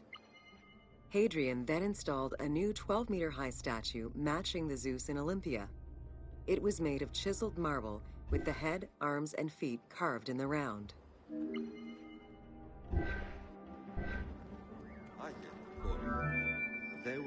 Archaeologists confirm that there was a monumental statue of Zeus in this temple, though experts remain divided on whether it was one of Zeus or one more specific to the cult of Zeus Ammon. The team elected to place a statue of Zeus Ammon in this location, knowing that Cyrene was central to the spread of this cult in the Greek Mediterranean area.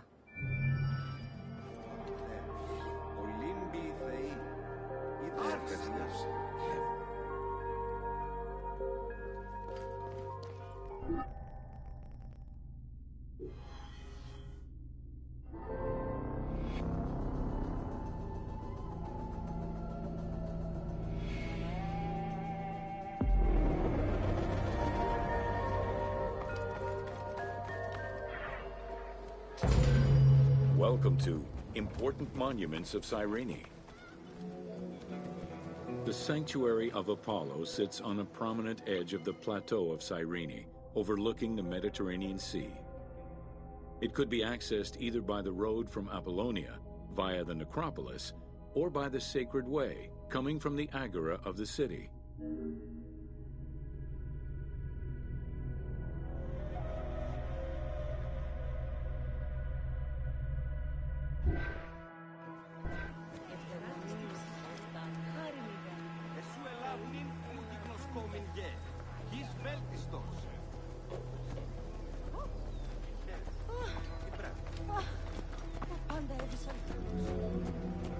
The abundance of temples and statues throughout the city reflect the various Greco-Roman and Egyptian cult influences over the centuries.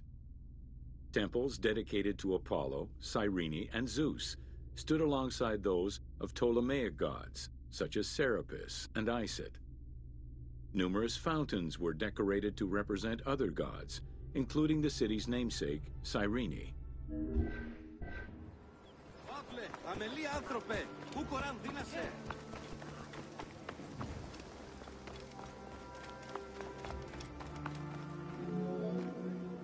A vestibule known as a propylaeum marked its entrance and highlighted the fountain of Apollo. God of the sun and of protection, Apollo was an important deity to both Greeks and Romans. The sanctuary built in his honor was considered to be sacred.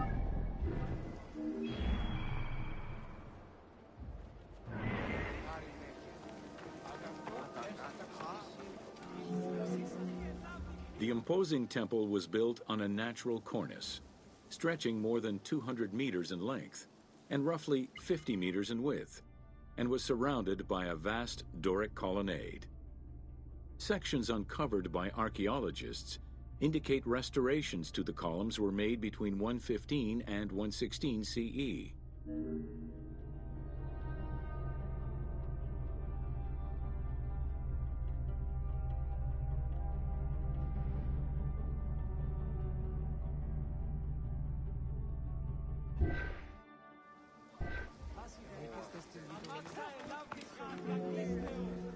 The altar was located in front of the temple.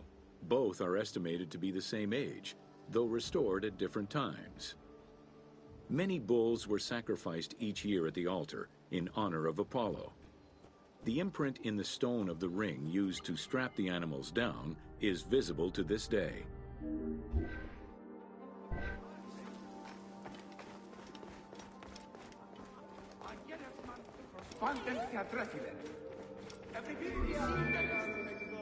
Carved during the Roman era, the Apollo Cytharide was discovered near the temple. It is considered an important archaeological find. The statue of Apollo was in pieces when it was uncovered. Remarkably, most fragments were found, and the restored statue is currently at the British Museum.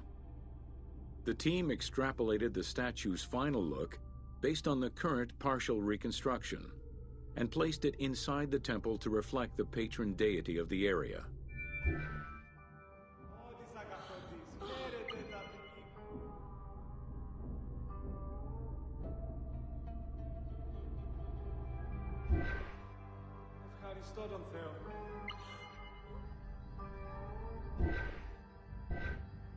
Sarapion Ifemboros.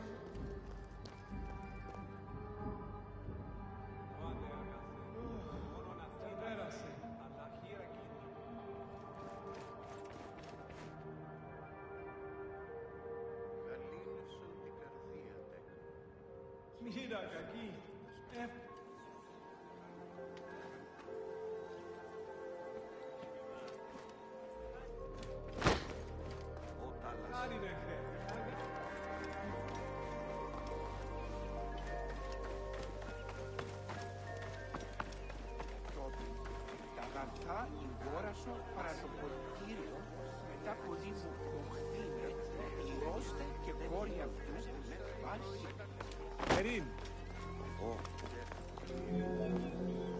The amphitheater of Cyrene is located on what is known as the Terrace of Myrtosa, next to the sanctuary of Apollo. It was built on top of the old theater in the 2nd century. Originally used as a stage, the theater became an amphitheater once the taste for Roman gladiatorial entertainment reached the city. Entrances were placed at both ends of the amphitheater. A wall replaced the first 2 rows of bleachers as protection from the array of wild animals in the ring. The tunnel used for the parade of beasts and gladiators circled the arena, unlike the Roman Colosseum's tunnel, which was beneath the amphitheater. The basement and corridors accommodated both the gladiators and the animals, and included lifts that raised the traps into the arena's center.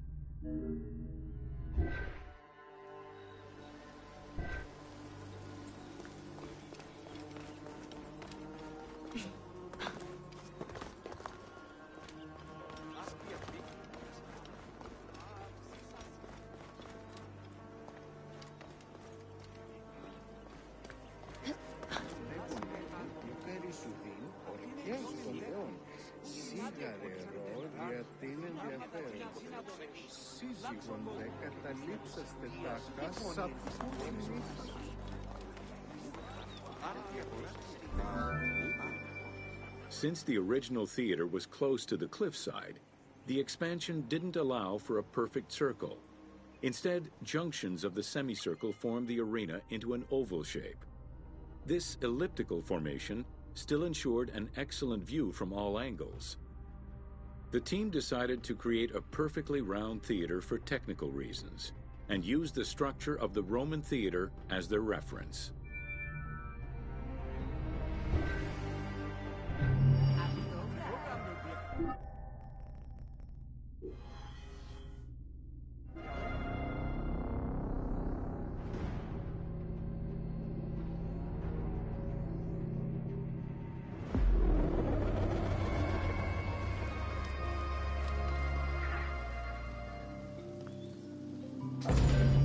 Welcome to the Acropolis of Cyrene.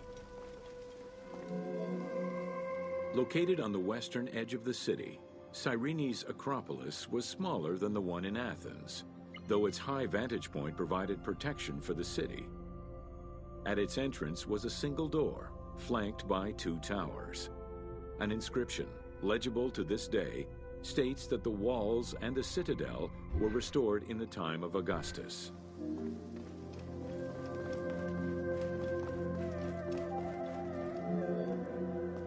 A number of statuettes have been excavated from the site, including one of Berenice, the daughter of Magus, the king of Cyrene, and half-brother of Ptolemy II.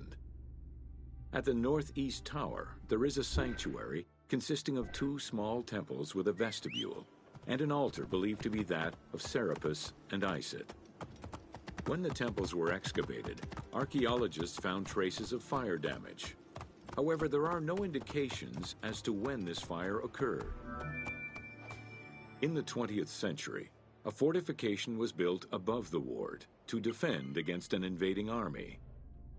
It covered the ancient remains of nearby Roman houses entirely, and archaeologists have yet to fully excavate them.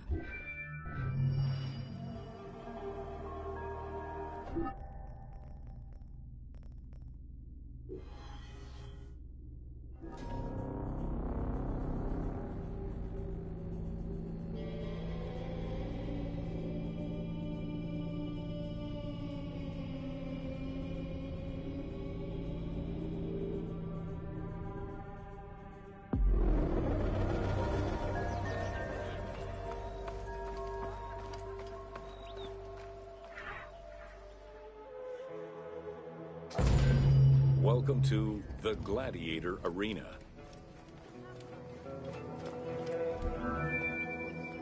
While gladiators would not perform in Cyrene until later in the Roman era, the team decided to include a gladiatorial arena for 2 reasons. First, they believed it was important to portray this aspect of Roman life. And second, they felt it would add interesting gameplay possibilities. The first gladiators to enter the arena were prisoners of war. It was a spectacle of violent clashes between men and against wild beasts that lasted nearly 1,000 years. Eventually, volunteers began to enter the ring. For status and money, many of the more skilled combatants increased the quality of the entertainment. Thus, the profession of gladiator came to be. Bound by contract to the master, gladiators were separated into heavy and light armored fighters, each with their own set of specific armor and weapons. Organizers often had two audience-favored factions face each other in combat.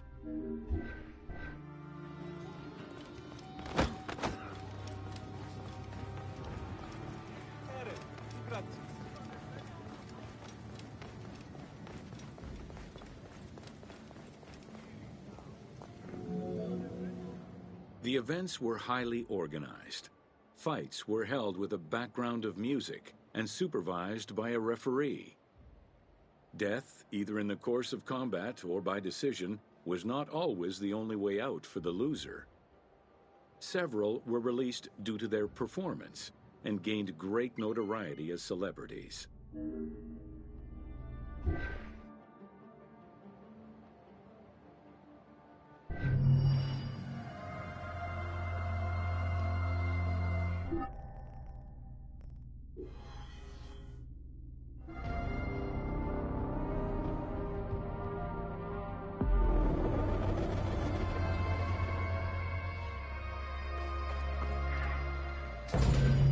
Welcome to Major Exports of Cyrene. Cyrene's main source of economic wealth was in the cultivation and export of poppies and silphium. Though the opium oil from the poppies was also an export, little is known about this crop. Information about the cultivation of silphium, however, is more accessible to us.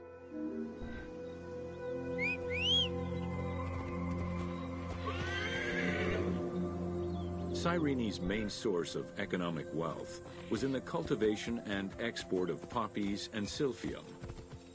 Though the opium oil from the poppies was also an silphium, with its yellow flower, was considered a gift from the sun god.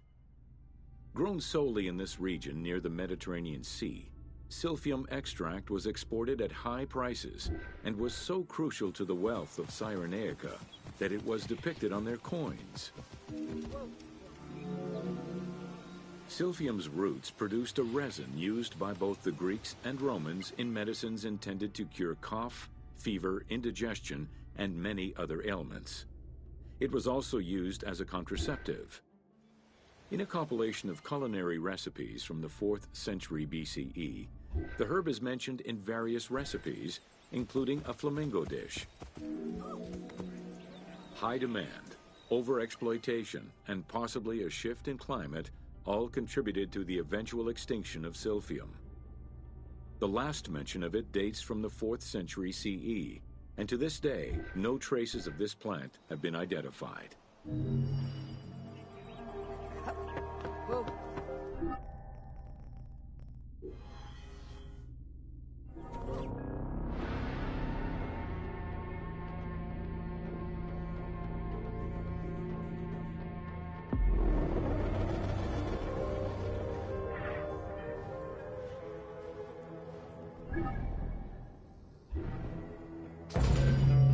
Welcome to The Origin of the Pyramid.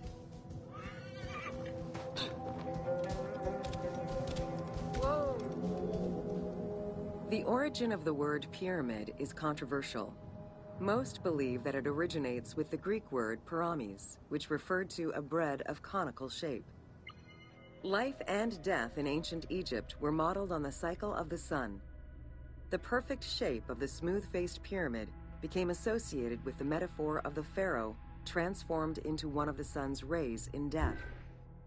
Pyramids represented the Benben, the primordial mound of the Heliopolitan creation myth. These stories permeated every aspect of Egyptian life to a greater or lesser extent. Whoa. During the pre-dynastic period, the development of funerary practices was different, depending on whether one was located in Lower Egypt or Upper Egypt. Well before the pyramid, there was the burial pits. It is on the site of Merimde Beni Salameh in Lower Egypt that we find the oldest funerary site, dating back to 5000 BCE. Study of the tombs revealed that the bodies of the deceased were deposited in a shallow grave, in a fetal position. Though a few objects were recovered from these graves, they offered no insight as to the social class of those interred within.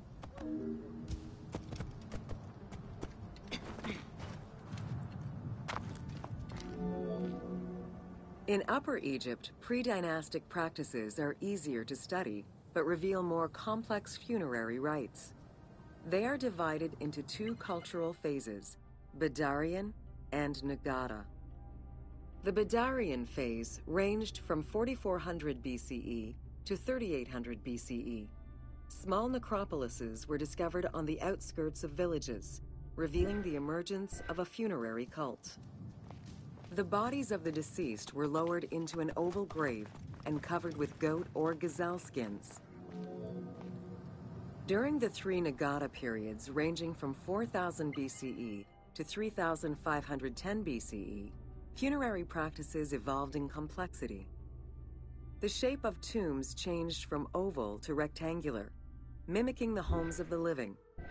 The size of the burials increased and funerary items became more stylized and numerous. Tombs gained complexity with the term mastaba, meaning massive bench in dialectal Arabic, refers to a form of funerary architecture that was present in Egypt from the Archaic period to the Middle Kingdom. An evolution of the burial pit, mastabas were generally composed of two parts. A structure was built above the ground in the form of a massive rectangle with stepped walls, and a subterranean burial chamber was located underneath. Smaller mastabas often surrounded the much larger tomb of the king. These generally held the remains of the king's relatives and courtiers.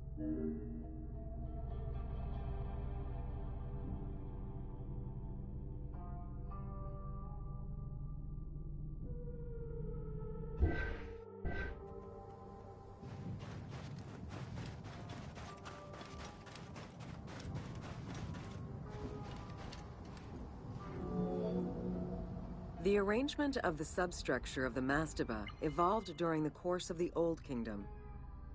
From the 5th dynasty onwards, mastabas often featured multi-roomed substructures, with sometimes up to 30 rooms. Also, the quantity and quality of decorated surfaces increased noticeably, as well as the number of statues found within. The 6th dynasty would see art used to its utmost. The entire surface of a mastaba would be covered in scenes of daily life, illustrating the prosperity of those lucky enough to comfortably spend eternity near the pyramid of a pharaoh. The best example of this type of mastaba is the tomb of Mereruka in Saqqara.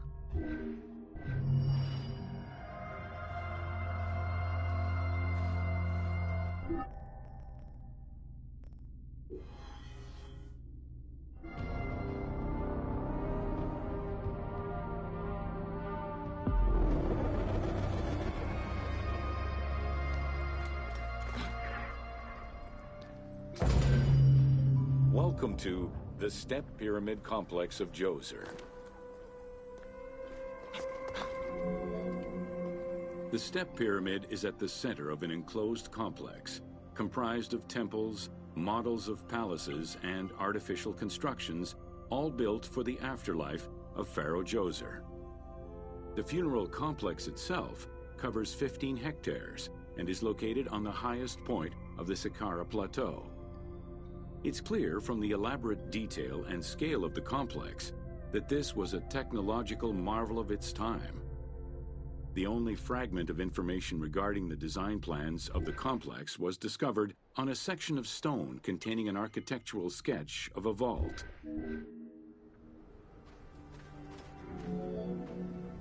The Step Pyramid is the first monument built of stone.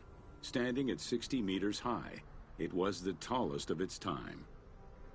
Built 4,700 years ago, it was originally intended as a mastaba, which was a flat-roofed rectangular tomb. Its famous architect, Imhotep, may have felt this was too humble for the great pharaoh Djoser and began to add the steps.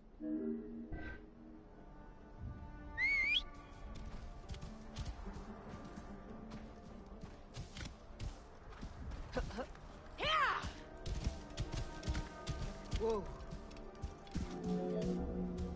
The Step Pyramid complex is enclosed within a 1,600-meter-long wall that is 10 meters high. This large wall was made out of white limestone and oriented along the north-south axis. Whoa. While there are 14 doors, only its eastern door was intended to accommodate the living. The remaining false doors were built as portals for the king's ka to pass through. Along with false doorways, the walls were designed with bastions and steeples resembling a defensive wall. The positioning of these design elements suggests the only real entrance into the complex is at the end of a long, narrow passageway. This enclosure has a stone canopy carved to resemble wooden logs. At the end of the passage is a large opening. Meant to resemble a doorway, it has carved doors and hinges that are permanently open and immovable. Whoa.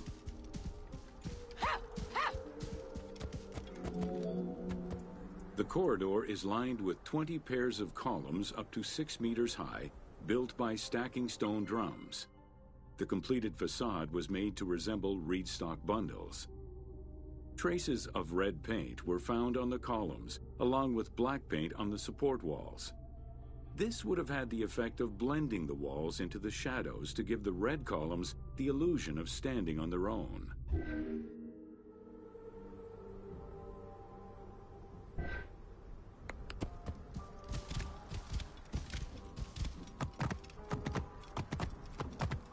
Whoa. Chambers are located on either side of the columns and are thought to be chapels representing the provinces of Upper and Lower Egypt. According to some Egyptologists, the arrangement of the rooms may be symbolic of jurisdiction and judgment. Whoa. Guarded by a line of carved snakes, this tomb is located at the southern end of the courtyard. The burial chamber is beneath it, down a 30-meter deep shaft. The low-ceilinged chamber resembles a mastaba and is relatively intact compared to the later burial chamber. The tomb is made of pink granite, though there is evidence it was once polished limestone. Too small for a body, it is possible that the tomb was intended for the king's ka, or to hold the canopic jars containing the king's organs. Later traditions in burials would have the canopic jars in the same chamber as the body. Whoa. A polished limestone staircase leads west from the tomb to underground apartments. Some of these rooms were intended to accommodate the king and his family in the afterlife. Many large jars of pottery were found, including some that still had deposits of beer, milk, and oil inside them. The false doorways are decorated with reliefs of the king taking part in rituals. In these reliefs, he is seen carrying. The architect Imhotep chose stone as a building material in order for the complex to last. Following the completion of the initial mastaba, Imhotep devised a burial of more ambitious dimensions. He set about stacking mastabas on top of each other. Evidence shows that the pyramid was enlarged twice by additional cuts into the steps, eventually reaching 62 meters in height and a staircase allowing the pharaoh to enter the divine world was represented by a tiered pyramid, oblong in shape, completely enveloping the original mastaba. The pyramid itself is a solid structure. All of the chambers and tunnels are beneath the structure.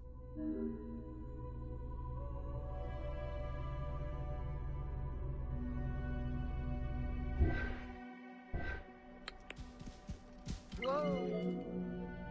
Pharaoh Djoser the Sacred was the founder of the Third Dynasty. He ruled for 19 years. During his reign, he was known as Horus Nedjeriket, divine of the body. He was given the name Djoser several centuries after his death as a sign of respect, and he is regarded as one of the greatest pharaohs of Egypt. An apocrypha was drafted in his name during the Ptolemaic period. Djoser was associated with the sky god Horus in his human form. A plinth near the step pyramid is inscribed with his name and associated with Horus. He was the first to reside in Memphis, making it the central hub of government for the region.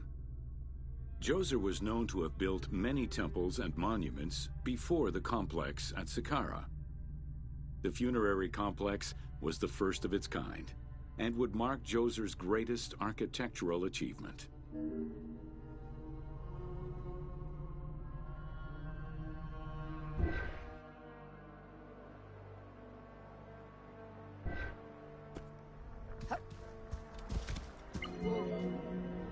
The funerary complex was built to resemble Djoser's palace, with the stone carved to imitate mud brick, trees, and reeds. Creating these details and softer textures in hard stone would have been a time-consuming, labor-intensive task. Much of the complex is designed to accommodate the Hebsed festival, allowing the king the ability to affirm his rule. In the corner is a temple referred to as Ti. This temple is among the most mysterious structures in the complex.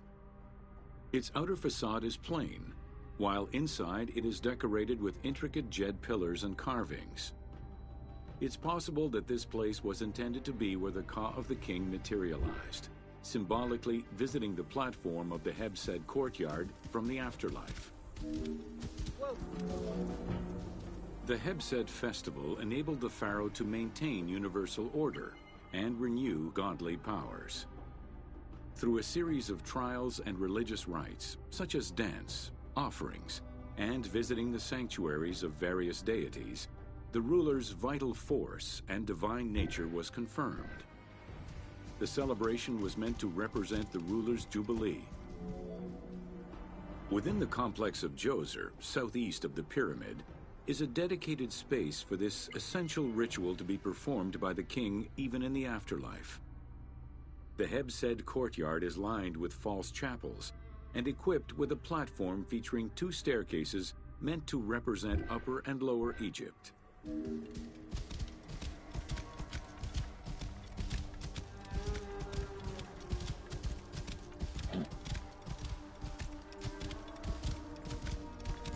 Whoa! Located in the courtyard, the 2 pavilions are believed to represent the palaces of Upper and Lower Egypt. Rectangular in shape, the 2 replica structures face one another. Their facade is similar to the chapels of the Hebsed ceremony, with column crowns carved to look like falling leaves. Because Queen Hetep-Hernepti and Princess Inetkas's names were discovered on a stela near the pavilions, it is thought that these funerary chapels were intended for them.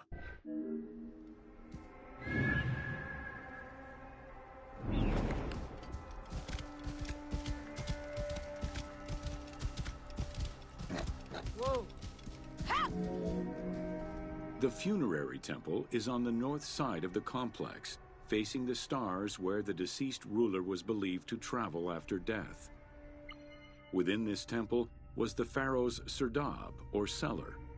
It is a small, enclosed space with one wall sloped to match the first step of the pyramid. Whoa! The north wall has 2 observation holes. A statue of Djoser is seated on the throne, wearing a mantle and a tripartite wig with a crown known as a Nemes. Representing the king's Ka, this statue looks through the observation holes into the courtyard, enabling the king to observe the ceremonies and receive offerings in the afterlife.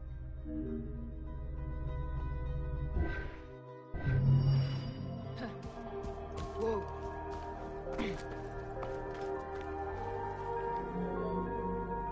The north wall has two observation holes. A statue of Djoser is seated on the throne, wearing a mantle and a tripartite wig with a crown known as a Nemes. Representing the king's Ka, this statue looks through.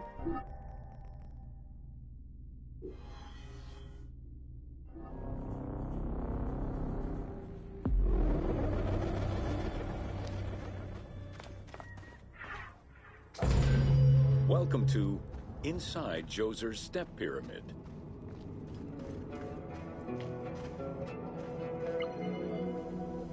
The architect of the Step Pyramid, Imhotep, was a man of great importance to Pharaoh Djoser and ancient Egyptians in general. The base of a statue of Djoser, discovered in 1926, celebrates Imhotep as a carpenter, sculptor, stonemaker, and chief of the seers.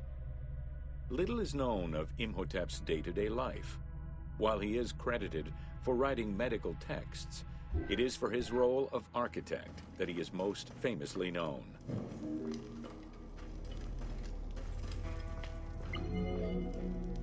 From the design of the pyramid to the elements within the complex itself, Imhotep set out to create something that would immortalize his king. An architectural achievement, the Step Pyramid was made from stone blocks instead of mud brick. It was the first time Egyptians built a monument of that height. Imhotep explicitly intended for the stone to reflect natural materials. The funerary complex of Djoser remained famous throughout the century. In addition to the central subterranean palace built for Djoser, 11 wells were dug. Each went to a depth of 33 meters and connected with a horizontal gallery extending for about 20 meters. The first 5 galleries were intended for members of the royal family.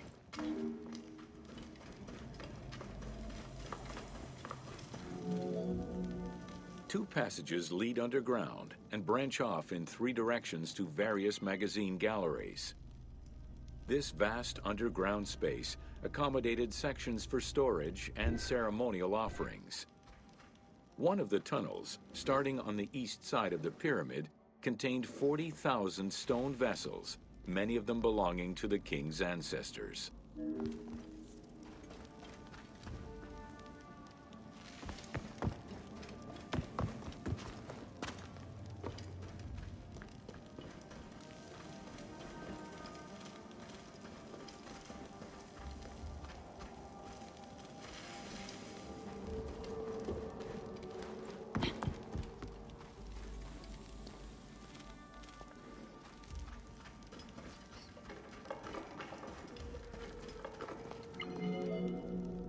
The burial chamber of Djoser is located at the bottom of a 28-meter deep central shaft.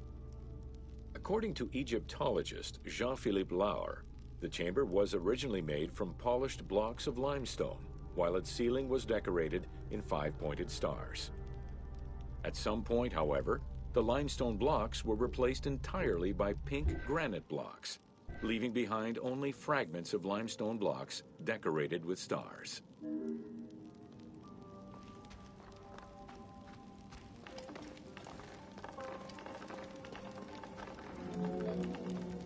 At the foot of the chamber are many tunnels going in all directions. This maze of tunnels, galleries, and chambers stretches over 5 kilometers. There are a number of dead ends and false doors. They may have been intended for the afterlife, rather than to fool thieves.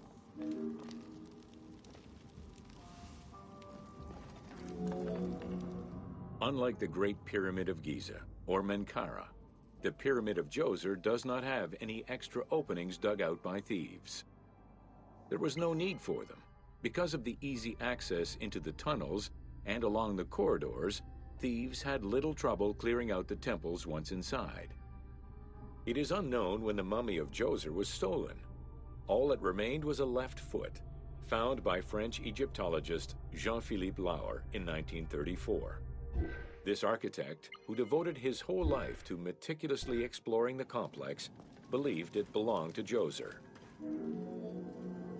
The Pharaoh's apartments, also known as the Blue Chambers, are decorated with blue-green tiles meant to imitate the reed matting that covered the walls and windows of his palace.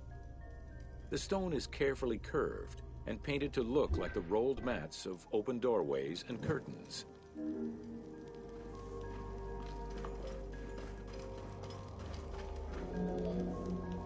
There are two long rooms running side by side along a north-south axis.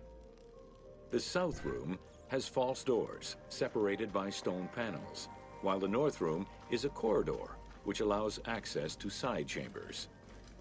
Nearby chambers originally housed the pharaoh's treasure.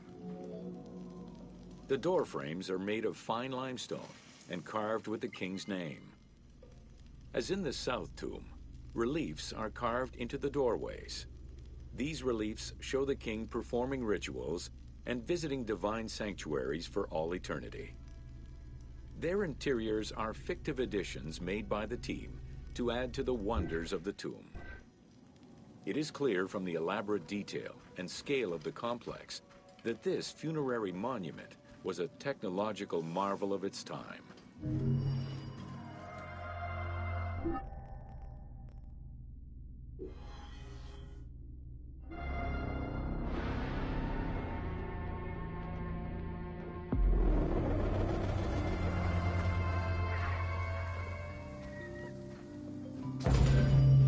Welcome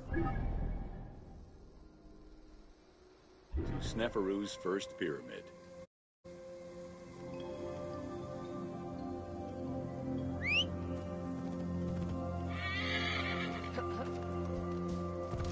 Whoa. With the long reign of Sneferu, the first king of the 4th dynasty, the most brilliant and creative period began for the construction of funerary monuments in Egypt. Funerary monument design moved from the step pyramid to the smooth-faced pyramid, testament to the evolution of the practices of construction. The first attempt at this design was the pyramid of... While Sneferu's monument started as a 7-stepped pyramid, it was later altered into an 8-stepped structure.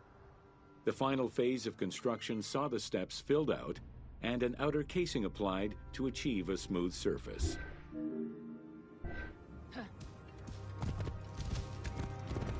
Whoa.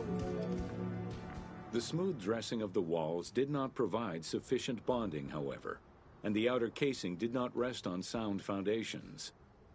As a result, the bases of the 4 outer buttress walls gave way, causing the walls to slide down and collapse. While the Meidum Pyramid was abandoned due to design flaws, it showcased other innovations that would impact all future pyramid designs.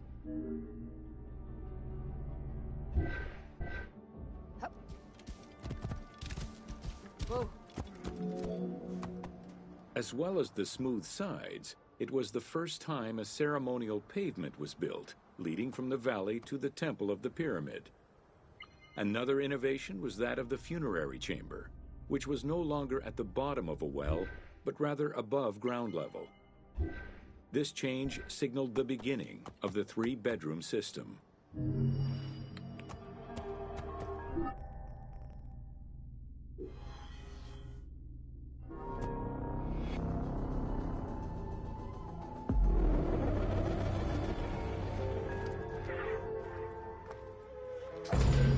Welcome to the Bent Pyramid of Dashur. After the construction of the Meidum Pyramid failed, Sneferu transferred his residence and the official necropolis to Dashur. There he began construction on his second attempt at a funerary monument. The resulting structure, known as the Bent Pyramid, is the only one of its shape in Egypt. After the construction of the Meidum Pyramid failed, Sneferu transferred his residence and the official necropolis to Dashur. There he began... Though the pyramid also proved unstable and was abandoned, it marked a technical and architectural breakthrough. Heralding an important design transition, the Bent Pyramid displays a shift from the step pyramid to a functional smooth-sided pyramid. Whoa. The bent pyramid was unique in having two separate entrances, one on the northern face and another on the western face. The chamber of this pyramid was too small for a human burial. It was probably meant for the burial of a statue designated to house the Ka, the vital spirit of the deceased king. With the bent pyramid, architects successfully experimented with a completely new idea: to build the pyramid with a core of huge stones settled on a progressive horizontal design. This way, each construction phase could be completed in a single stage, allowing the architect complete control over every design element. Unfortunately, these precautions did not prevent sagging or cracks in the interior rooms of the pyramid. Sneferu abandoned the monument and began the construction of yet another pyramid.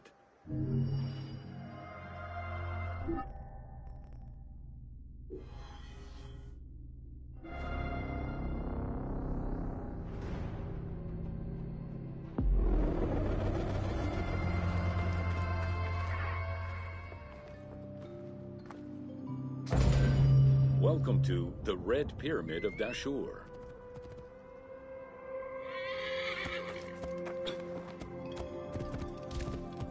Whoa.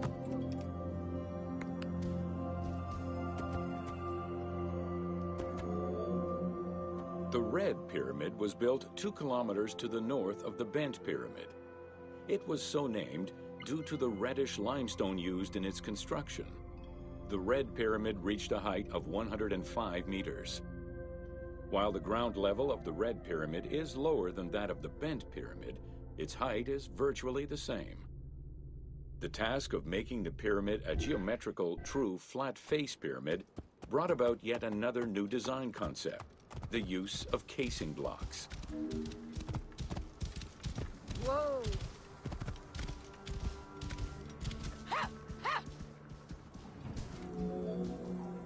The descending corridor of the pyramid, which opens to the north, arrives at ground level, where 2 almost identical spectacular chambers with high ceilings are aligned north to south and connected by a short horizontal passage. In the south wall of the second chamber, accessed by a staircase, another corridor leads to the final chamber, which is built within the masonry of the pyramid itself and aligned east to west.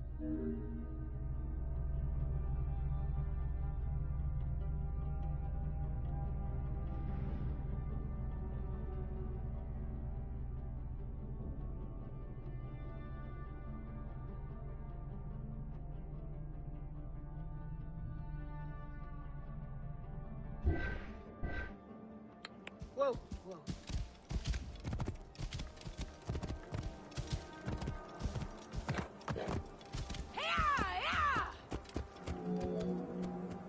The annexes of the Red Pyramid consist of a small funerary temple located to the east. A causeway presumably ran due east from the temple, but it has yet to be excavated.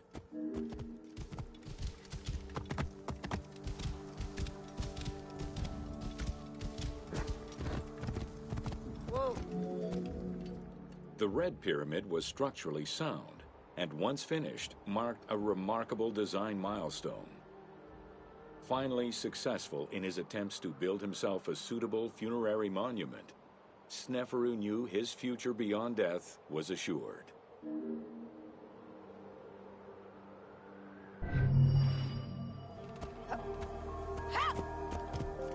Whoa.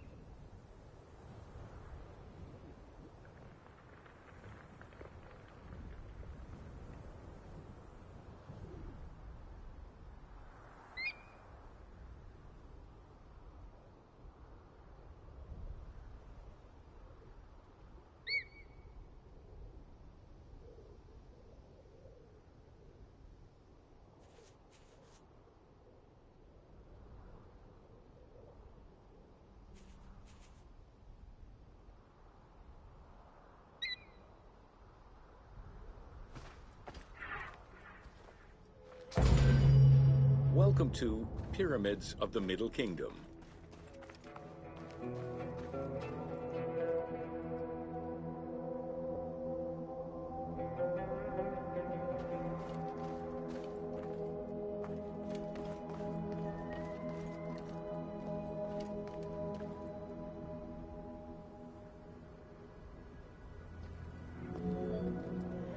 During the Middle Kingdom era, the powerful rulers of the 12th dynasty resumed the tradition of elaborate pyramidal tombs. For example, Amenemhat I built a funerary complex in Lisht, and Senusret II selected the Elahun site in the Fayum. Amenemhat II and Sesostris III, however, cast their favor towards Dashur. Amenemhat III built a pyramid there as well before moving to Hawara in the Fayum.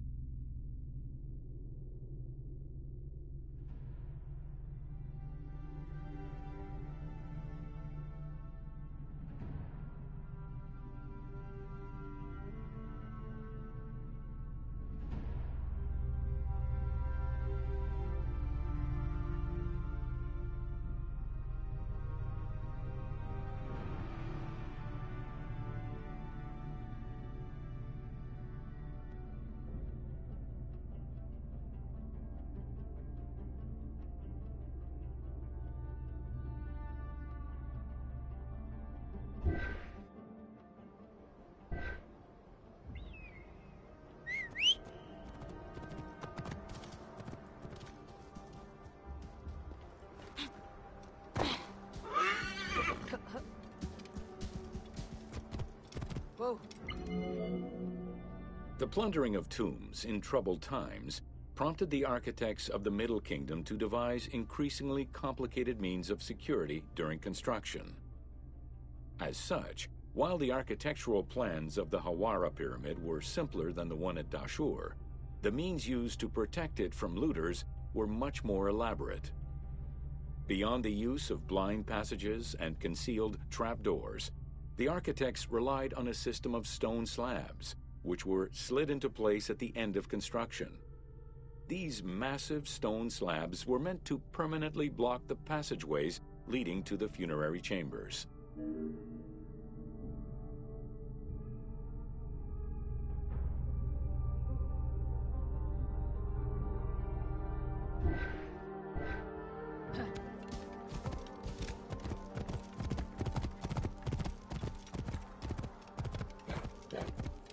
Whoa. The kings of the 13th dynasty began building their pyramids at Masguna, south of Dashur, then moved on to Fayum and Abydos. The kings of the 17th dynasty, however, satisfied themselves with crowning their cave tombs with small pyramids of raw brick. The kings of the 18th dynasty gave up the shape of the pyramid as a royal tomb entirely. They chose a mountain with a pyramidal shape in the Valley of Kings and dug their graves there.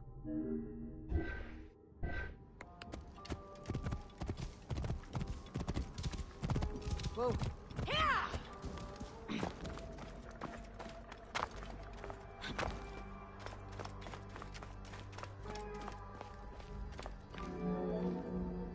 It was not until the Nubian pharaohs of the 25th dynasty that kings were once again buried under pyramidal tombs. In fact, today, the area of ancient Nubia, modern Sudan, contains a record number of 220 known pyramids to Egypt's 138. Despite their slow decline in use and quality, pyramids continued to fascinate all and sundry up to the Roman era. They remain to this day a symbol of the religious dedication of the pharaohs and the grandeur of ancient Egypt.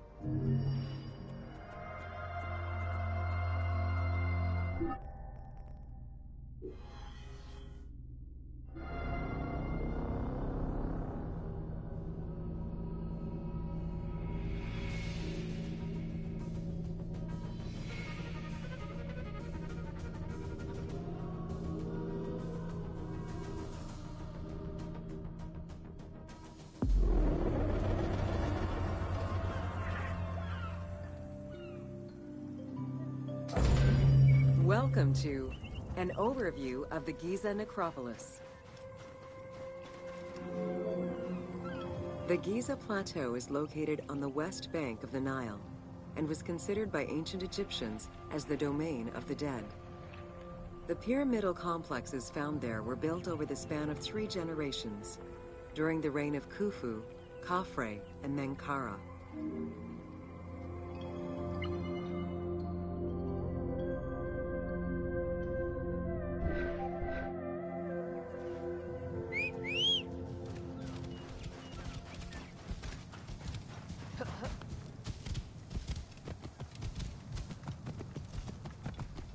Whoa.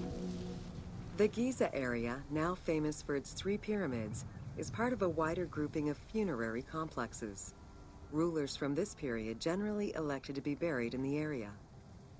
The focal point of the entire region was the city of Memphis, chosen as the capital of Egypt at the beginning of the Old Kingdom.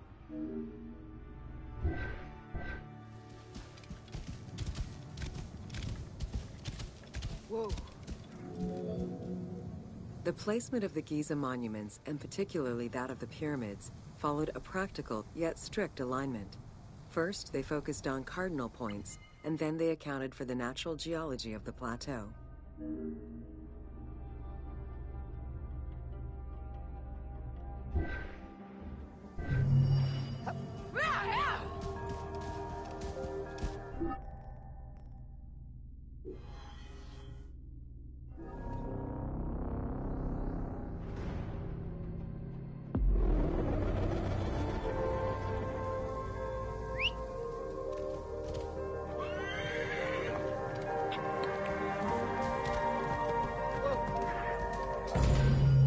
Welcome to... A sphinx was originally meant to be a personification of the king. The human head, wearing pharaonic regalia, was fused with the body of a lion, thus sharing the qualities the powerful animal possessed, namely its power, the swiftness of its attack, and its majestic authority. By these very virtues, it was also considered a symbol of protection. Unsurprisingly, statues of sphinxes could be found along the dromas, protectors of the path taken by the gods to reach the temples.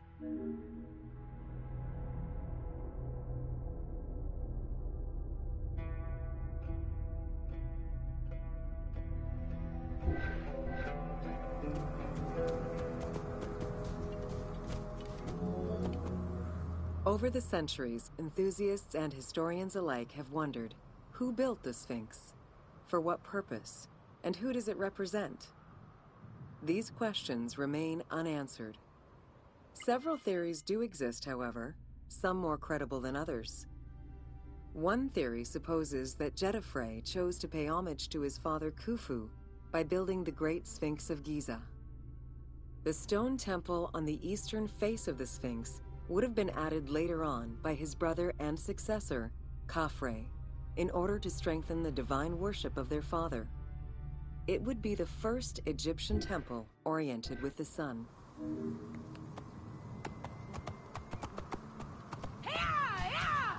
Whoa. Another theory suggests that the Sphinx was built by Khafre and was meant to represent him. The arguments to support this hypothesis are based on the fact that the limestone beds used for the main work of the Temple of the Sphinx are geographically and architecturally similar to the Valley Temple of Khafre. Some believe that Khufu himself built the Sphinx, which was later finished under his successors, Djedefre and Khafre. These arguments are based on the stylistics of the engraving, the typology of the nemes, and the absence of a beard at the time of construction. Whoa. While ancient Egypt as a whole leaves a rather monochrome vision of its monuments and statuary, it is vital to understand that in ancient times, absolutely everything was painted. The sun, eating away at the pigments of the colors, the sand, the climate, and the implacable impact of time, unfortunately destroyed the glorious colors of the Sphinx of Giza. Documents from an Arab Egyptologist of the 12th century Abd al-Latif al-Baghdadi, indicate that traces of red were still visible in his time. Today, however, the only color that remains are traces of red close to the ears of the Sphinx, as well as hints of blue and yellow on the nemes, traditional colors for that type of headdress. The pigments for the color red were man-made, obtained by mixing different products such as clay, quartz sand, and very finely crushed hematite. Red had a strong symbolism in ancient Egypt. It was both the color of life and the color of death. It could represent the sands of the desert or the brilliance of the sun. Red was also associated with the god Seth, vengeful and destructive. The Egyptian word for red, Deshur, is also the word which was used to signify the desert, or the royal crown of Lower Egypt. In art, red was also the color used to paint the bodies of men, while yellow was used for women. It is possible that there were also color restoration efforts during the Saite period about 600 years before Cleopatra's rule, as indicated by notes on the inventory stele, discovered in 1858 by Auguste Mariette. It is because of this that the team made the decision to display it with its full range of colors, even though the Sphinx's colors would have likely faded by Cleopatra's time.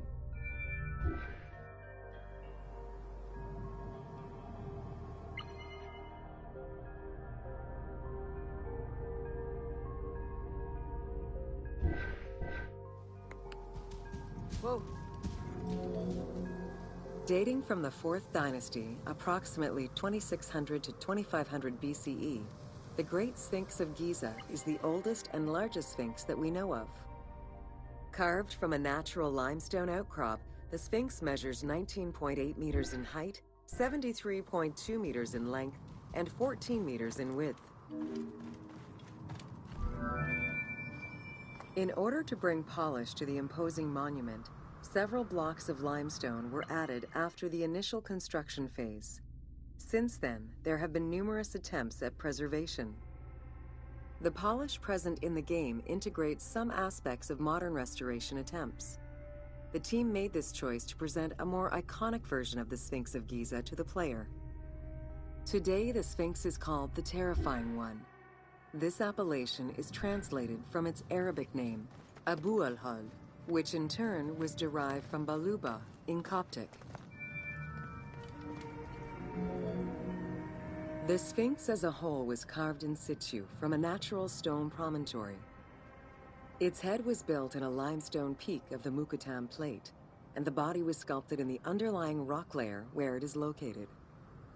The degradation of the Sphinx is due in particular to wind erosion and the different quality of limestone used in its construction. The level of sodium contained in the groundwater which abuts the stone is also a contributing factor.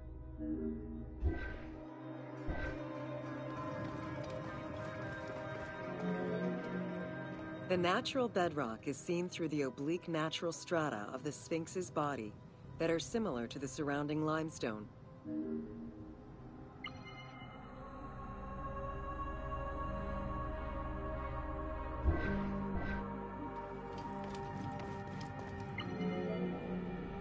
Since antiquity, people have always believed there was a hidden tomb deep within the Sphinx. It is thought that attempts to plunder the Sphinx began as far back as the First Intermediate period. Since then, numerous attempts to pierce the Sphinx's secrets have been carried out, leaving indelible scars upon the monument.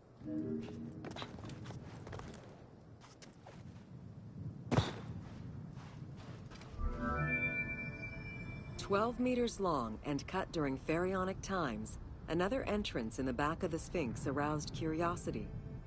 Although Thutmose IV attempted to seal it off, it was possibly reopened by treasure hunters.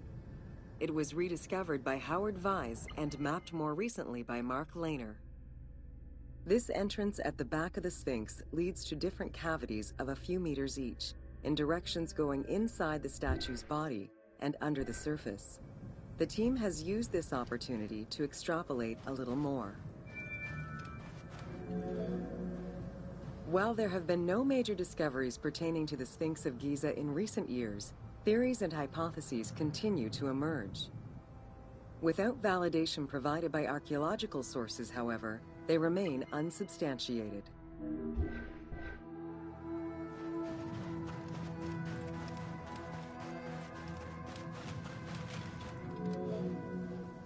The first of the main theories as to the Sphinx of Giza's meaning posits that the Sphinx was originally a massive representation of the god Anubis. Its principal arguments are that the head of the Sphinx is disproportionate compared to the size of its body. The second theory believes that the representation of two sphinxes on the stela of Thutmose IV would indicate that another stone sphinx had existed on the site itself, possibly even in paired symmetry on the other side of the Nile. However, neither of these theories can be verified in any way. Several scientific projects using new technologies have been put in place in the past decades. The most important was led by Mark Lehner and his team, who specialize in the study and survey of the Giza Plateau, including the Sphinx site. The mapping made it possible to see the materials used to construct the Sphinx, analyze the different layers of erosion, and figure out the most fragile areas to protect. After a few attempts at giving the Sphinx artistic proportions, the team instead decided to use photogrammetry mapping to faithfully reproduce the proportions of the Sphinx.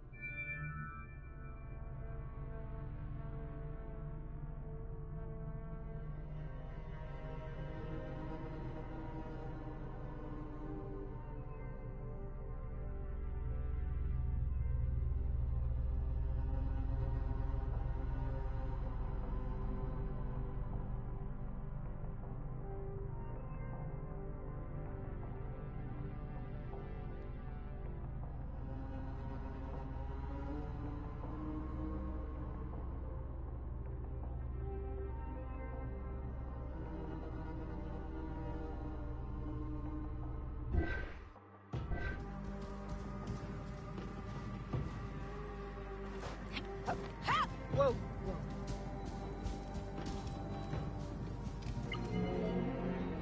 What the Sphinx of Giza represented during its construction and how the Sphinx was perceived by the Egyptians of the New Kingdom are two very different matters. Originally a representation of the king imbued with the power of the lion, the Sphinx was eventually viewed as a direct representation of the Most Divine. It is theorized that kings of the New Kingdom believed that the Sphinx of Giza was the one who recognized and legitimized the ruler of Egypt. Thus, despite the fact the Sphinx of Giza was partially buried under the sand during his reign, Amenhotep II knew that the monument was of great. Amenhotep II built a second temple dedicated for the Sphinx's Horemakhet to pay homage to Khufu and Khafre, his predecessors. It became a common habit for this dynasty to spend time with their royal courts at the Sphinx. Its sanctuary became known as Setepet, the Chosen. Whoa! Egyptologist Mark Lehner believed that Amenhotep II built a statue of himself, anchored between the paws of the Sphinx, likely to legitimize his reign, alongside a stela found by Salim Hassan.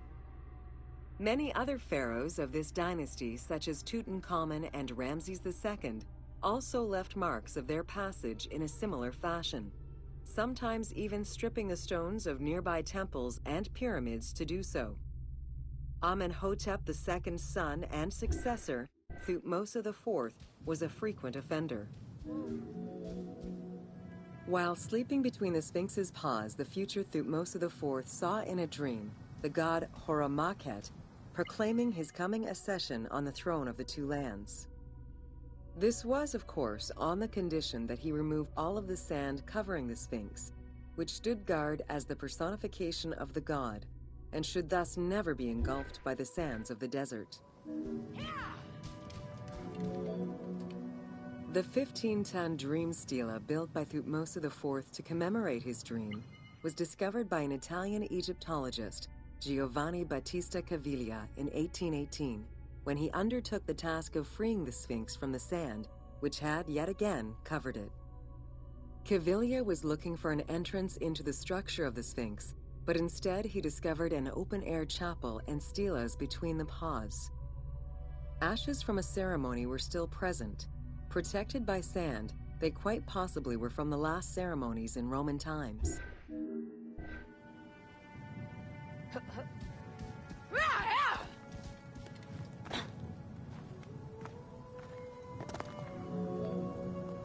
That same year, Caviglia discovered fragments of the Sphinx's beard that had probably been added during the New Kingdom.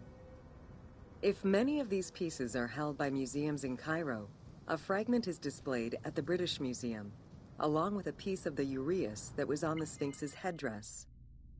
It is believed this fragment of beard was possibly kept in place thanks to the statue of Amenhotep II, which was supposed to be located under the head of the Sphinx.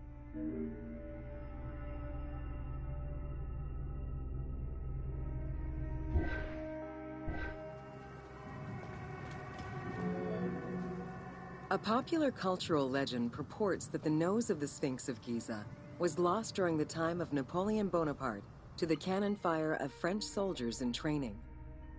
However, engravings from before the time of that campaign already depicted the Sphinx without a nose, indicating that it had been removed before the French campaign.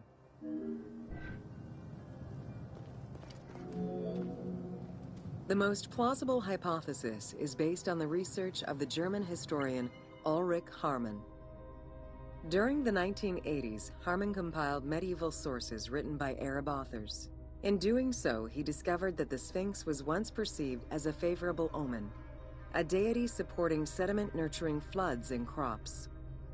Around 1378, a Sufi by the name of Muhammad Sa'im al-Dar could not stand this vision of the monument, and in an iconoclastic act, broke the nose of the Sphinx. According to the texts, he was then hanged and burned between the legs of the Sphinx for his crime.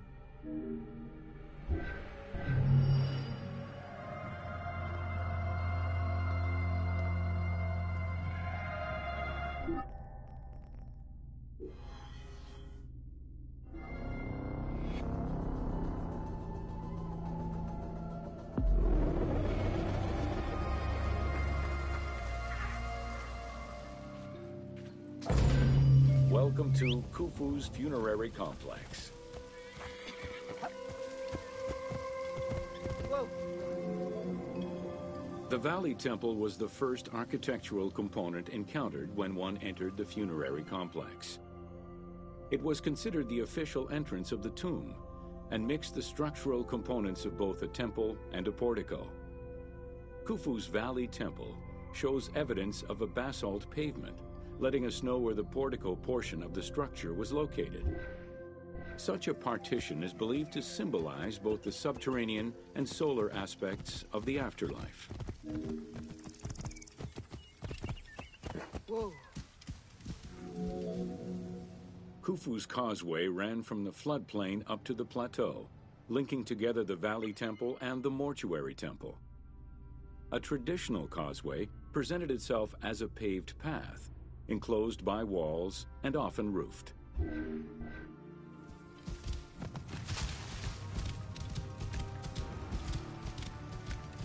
Whoa. Fragments discovered by archaeologists indicate that the walls in Khufu's causeway, one of the longest known to us, were decorated with carvings and possibly paint. Depictions show a great variety of themes: stars on the ceiling, accompanied by scenes of battles on the walls. Other engravings depicted the creation of the complex by illustrating craftsmen at work. Whoa. The most impressive private cemeteries of Giza are located east and west of Khufu's pyramid. The Eastern Cemetery was reserved for members of the royal family, while the Western Cemetery was mostly set aside for various court dignitaries. In both areas, private tombs, also known as mastabas, were aligned and laid out methodically in streets and avenues. This arrangement was probably an attempt at recreating the king's court. To the east of Khufu's pyramid reside three smaller constructions, the three Queen's Pyramids. A sloping passage led from the ground surface to a burial chamber, cut out of the bedrock and lined with masonry. If it seems quite certain that the northernmost pyramid was most likely meant for Queen Hetepheres, who was believed to have been Khufu's mother. However, in 1925, her actual tomb was discovered nearby by accident. It was hidden at the bottom of a deep masonry pit in an underground chamber. Within the concealed chamber, Egyptologists discovered the most complete royal funerary equipment dating from the Old Kingdom, though her body was missing. Within the vicinity of Khufu's pyramid, Egyptologists have uncovered 7 boat pits. The exact function of such boat-shaped pits remains unconfirmed, though one can easily conjecture that it was symbolic in nature. The boat pits being located at the eastern side of the pyramid, at the precise spot where the resuscitated king was supposed to reappear, could constitute evidence to support such an assumption.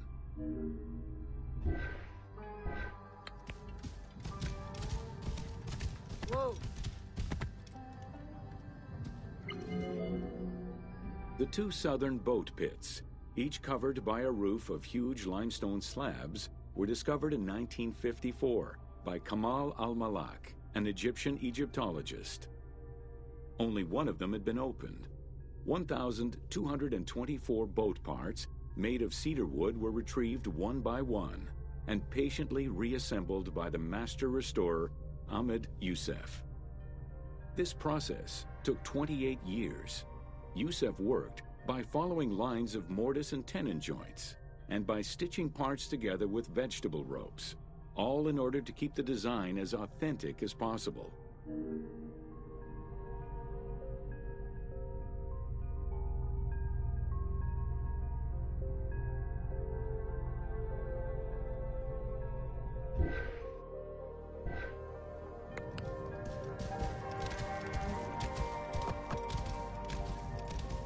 Whoa! The Greek term pyramidion refers to the capstone of a pyramid or the tip of an obelisk. In ancient Egyptian, both components were called benben. This word was also used for a specific kind of food, a cone-shaped offering made of bread. The pyramidion was intended to be a miniature reproduction of the pyramid, making it equal to the monument itself in symbolic importance. A few pyramidia have been retrieved from pyramidal complexes. The earliest, found in Dashur, is undoubtedly a good example of Old Kingdom's pyramidia. It is made of limestone and has no inscriptions. Some engraved pyramidia were recovered from private funerary chapels. Their inscriptions all related to the solar symbolism of the benben. The pyramidia of the pyramids of Giza were never recovered. The reconstitution you see in the game is fictive, incorporating a golden pyramidion bearing inscriptions relevant to Khufu.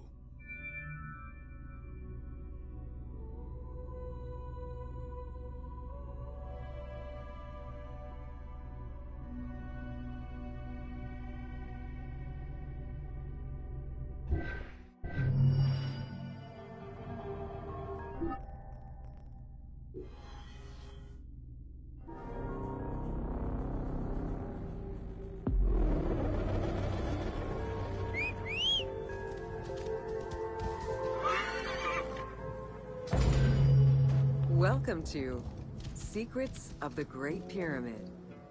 Built around 2550 BCE, the Great Pyramid of Giza is considered one of the most iconic structures of Egypt. It is the biggest of the pyramids and the only one of the 7 wonders of the ancient world still standing. The numbers associated to the Great Pyramid of Giza are impressive. A workforce of over 20,000 people, 6 million tons of stone, and 20 years of construction. It was a massive undertaking for a pharaoh's tomb.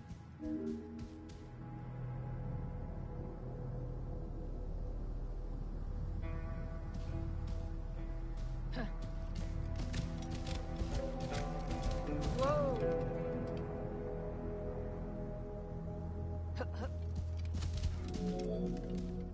The construction of the Great Pyramid was also a display of power and opulence on the part of Khufu.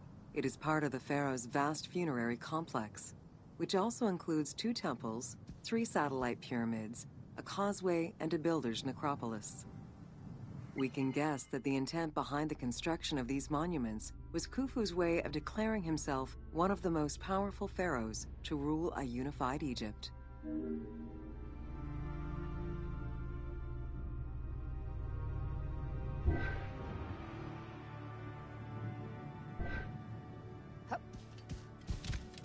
Whoa! New insights into engineering and ancient Egyptian culture are still being revealed over 4,500 years later. For example, a recently unearthed papyrus offers a glimpse into the life of a tradesman at the time of the pyramid's construction. Also, a logbook belonging to a team leader during the building gives details on the craftsman. It is interesting to note that by Cleopatra's time, the pyramid's celestial purpose, its construction, and the function of its mysterious inner chambers was already unclear. Today, it is only through dedicated research that we have begun to grasp some of the Great Pyramid's mysteries. Whoa! The Egyptians had polished their design for centuries by the time work on the Great Pyramid began. Intended as a tomb for Khufu, the Great Pyramid's structural design has been considered to be nearly perfect by engineers and historians ever since. Whoa! Precisely oriented north-south to the 4 cardinal points of a compass, the length of each side of the Great Pyramid at its base was 230 meters, and its original height was 147 meters. The pyramid is a mere 0.05% error away from being a perfect square. Whoa! In order to achieve the shape of a true pyramid, the design required many considerations in the planning phases, as well as precision during execution. It was especially critical that they control the angle of inclination on all sides at every stage of construction.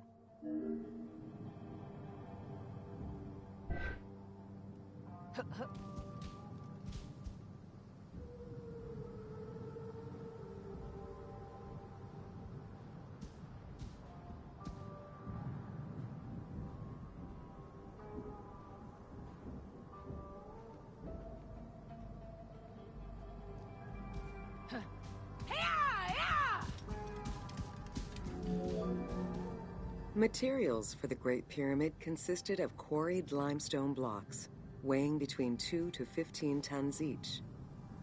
The methods of moving these blocks into place is still debated by architects and Egyptologists. The precision of its design in an age with only soft metal tools, as well as the enormous scale of its construction, make the Great Pyramid one of the most impressive feats of human engineering.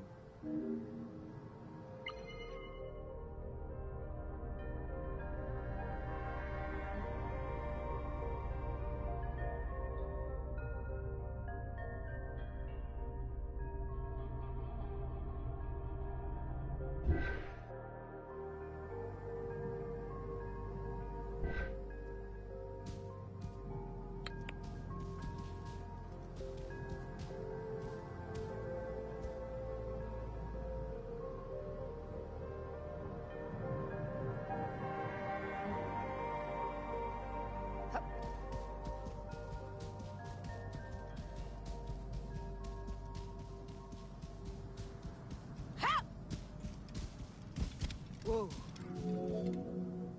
It's estimated that it took between 600,000 and 2 million blocks of stone to build the Great Pyramid. Experts calculate it would have required men to move 12 blocks every hour around the clock for 20 years to place the 2.3 million stones the monument is made of. Whoa!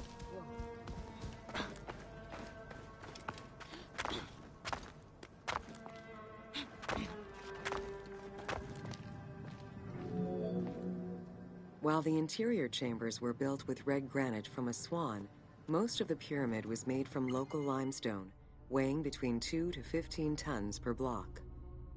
There is debate on how the pyramid stones were moved into place. Recent research is exploring the idea that it was built around a large interior ramp.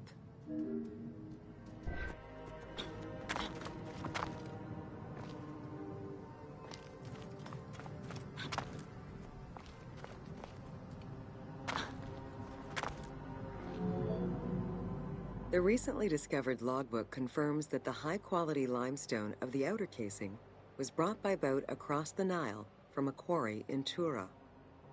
Once complete, the smooth white polished stone of the Great Pyramid would have reflected the sunlight like a beacon, earning it the name the Horizon of Khufu.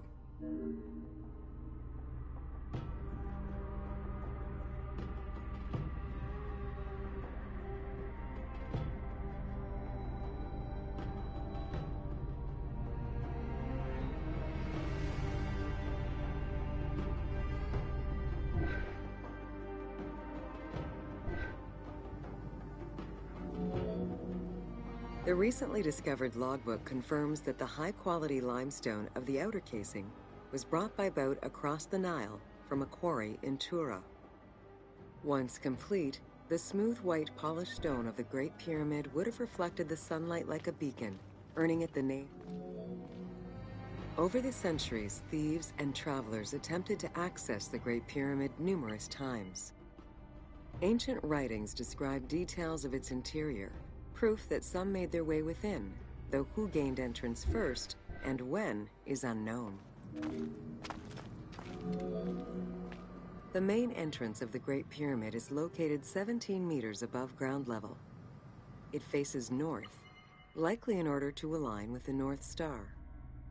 Though the entrance passageway had been discovered in antiquity, any further access into the Great Pyramid was stopped by massive vertical slabs of rock. As such, present-day visitors to the pyramid must use the robber's entrance.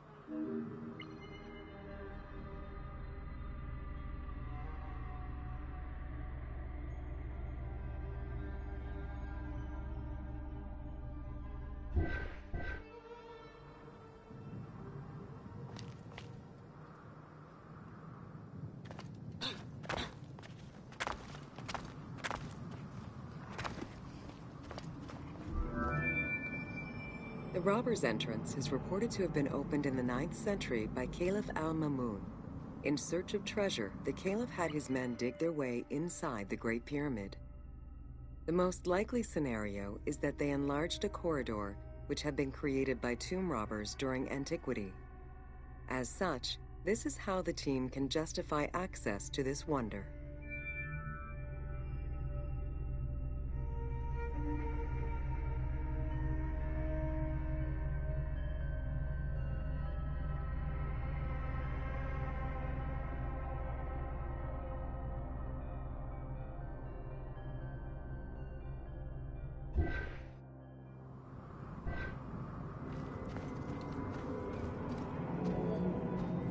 Attempts to gain entry to the Great Pyramid and uncover its potential secrets continued throughout the centuries. In the 19th century, the belief that another entry existed at the south side resulted in a hole being blasted into the pyramid's side, with no results for the damage that was done. While the search is still ongoing today to uncover more hidden rooms and passageways, conservation is the primary concern of all such efforts.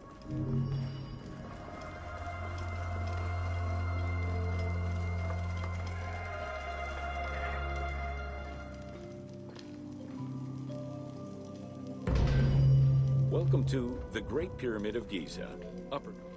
At the entrance of the ascending passage are 3 granite flagstones estimated to weigh up to 25 tons each. They were used to protect the Great Pyramid from thieves. Undaunted by the granite blocks, the thieves simply dug into the softer limestone around them, thus creating the robber's entrance.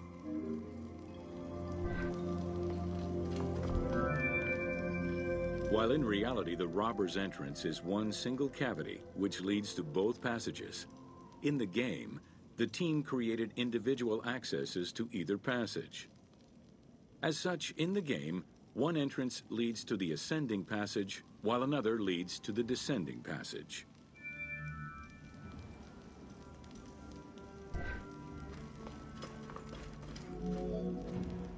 The ascending passageway of the Great Pyramid provides a direct path into the Grand Gallery and is accessed 30 meters from the entrance along the descending corridor. Both corridors have similar dimensions and are designed with the same 26-degree incline.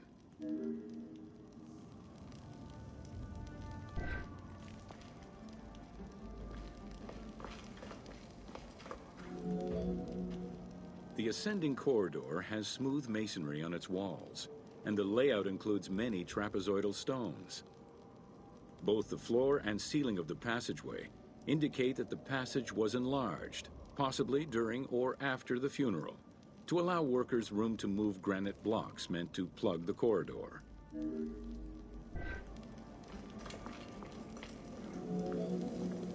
The Grand Gallery's purpose is still debated among experts. It may have been intended to align with the stars, act as a buffer to protect the king's chamber, or simply to facilitate the transport of the granite blocks used inside the pyramid. Access to the queen's chamber was at the beginning of the Grand Gallery.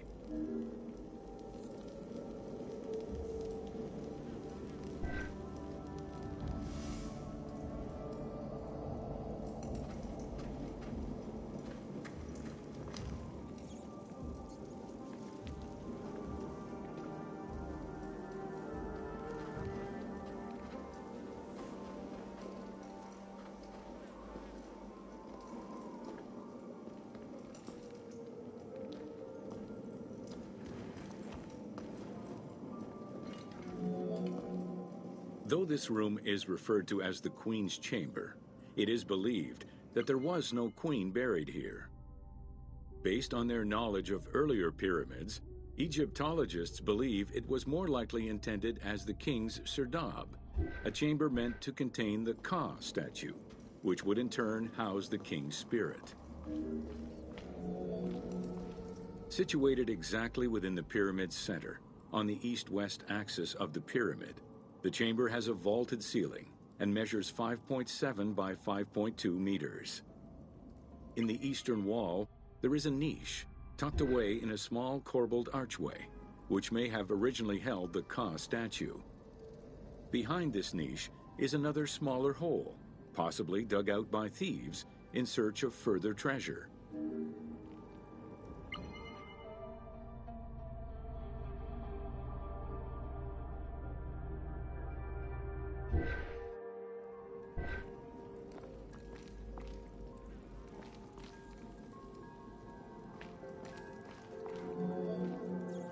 In the 19th century, two shafts were found running through the north and south walls. They each run in a horizontal line for 2 meters before sloping upward, and both are closed off with limestone blocks fitted with copper handles. Whether they were intended as ventilation shafts for workers or a celestial connection for the pharaoh's spirit is unconfirmed.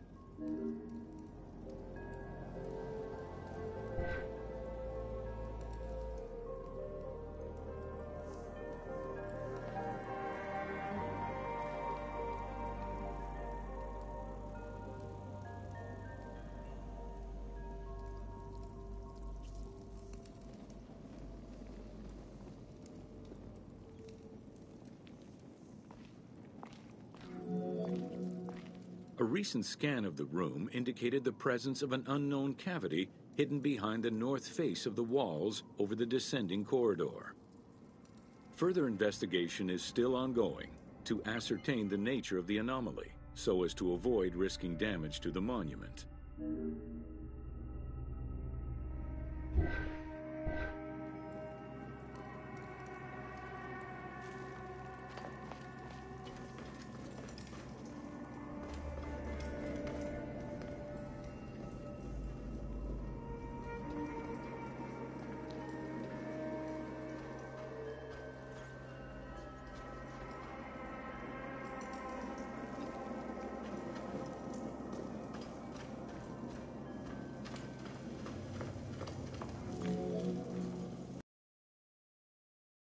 Influenced by earlier rhomboidal pyramids when designing the gallery. It is the longest corbelled vault ever built, measuring 47 meters long and 8.6 meters high. The walls were made to taper inward, allowing for better distribution of weight. As a result, the ceiling measures just over a meter wide at its highest point. Though this construction technique is present in other pyramids, few have the same precision and stability. While the space is visually dramatic, the gallery seemed to serve a practical function, though what exactly remains uncertain. Still, the wall design was undoubtedly meant to contribute to the stability of the structure, and its floor may have helped workers move the materials. A channel runs along the middle of the room. A movable floor originally rested in this central recess.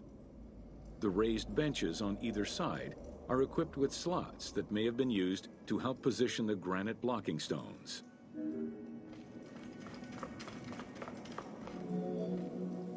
At the end of the Grand Gallery is the entrance to the antechamber leading to the King's Chamber.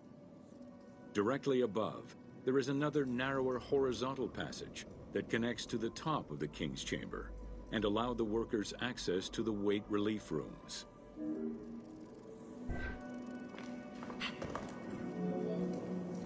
The far end of the Grand Gallery leads to a small antechamber with a portcullis, preventing access to the King's Chamber. The portcullis was composed of 3 separate granite slabs. They were designed to be lowered into place and seal the chamber after the burial of the king. The grooves dug out to hold the slabs in place are still clearly visible to this day. The elaborate locking system was composed of a series of grooves for the ropes and pulleys that dropped the stones into place like the notches on a key.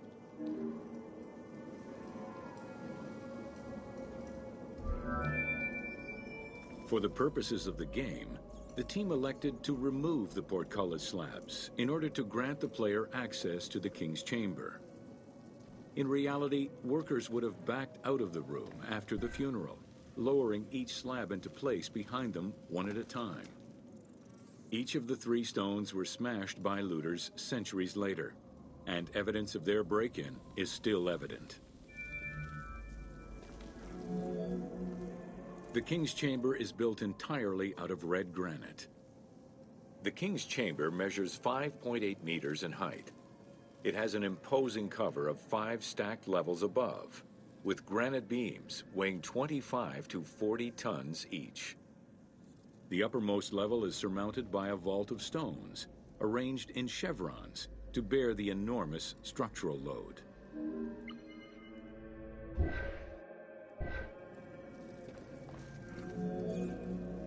As in the Queen's Chamber, 2 shafts extend out from the room towards the north and south faces of the pyramid. They measure nearly 64 meters until they are blocked by copper-handled granite plugs.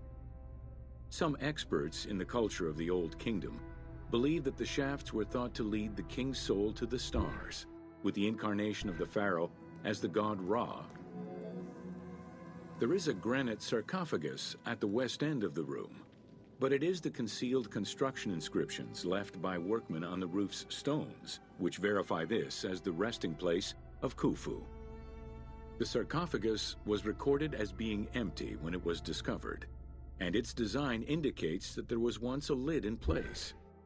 It's possible that this sarcophagus is only a cenotaph in memory of the pharaoh, but was never actually meant to receive the body. Khufu's mummy was never found. It is hoped that as of yet undiscovered hidden rooms and shafts of the pyramid may provide an answer as to its location.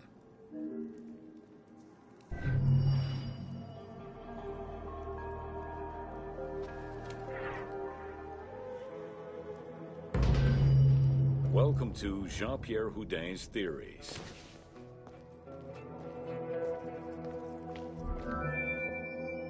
The team wanted to provide players with a sense of exploration and discovery, particularly within the Great Pyramid. As such, a decision was made that the internal design of the monument in the game would reflect Jean-Pierre Houdin's theories. While the antechambers of the King's Tomb have yet to be discovered, Houdin posits that this is merely due to a unique design, placing the pharaoh's tomb at the center of the pyramid. The entire tour you are about to take was designed along Houdin's hypotheses.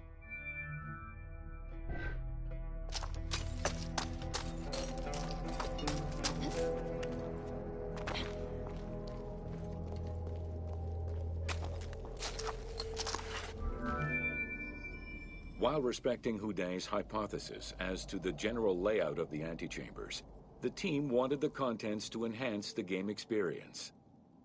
In regular royal tombs, the antechambers were filled with all the material goods needed by the pharaoh in the afterlife. To support the feelings of discovery and awe, the art team created a unique and fantastical treasure in this second antechamber.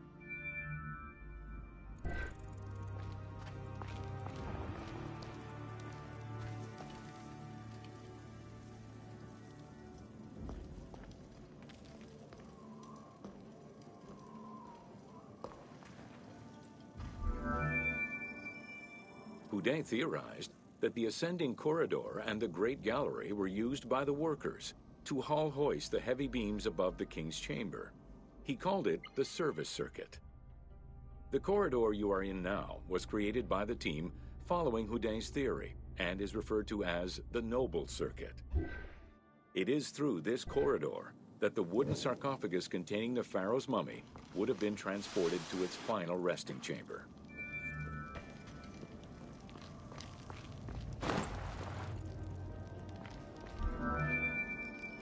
With this structure in mind, one can easily assume that the pyramid's entrance would have been connected to the two antechambers.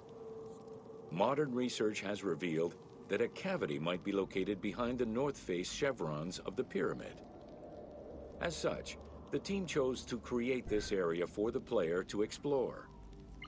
Here is where Houdin believes that the priests and nobles would have exited the pyramid after the burial ceremony.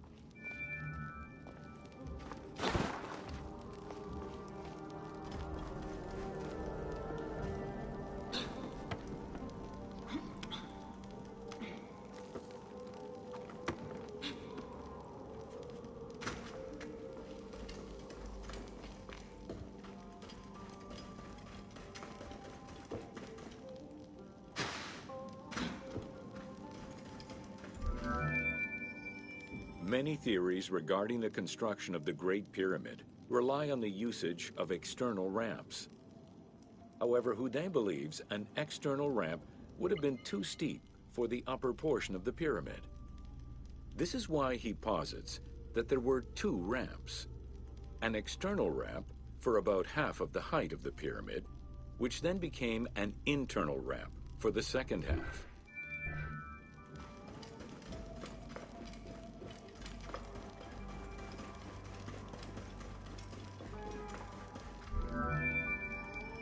Houdin's theory states that this internal ramp followed the sides of the pyramid in an ascending spiral pattern.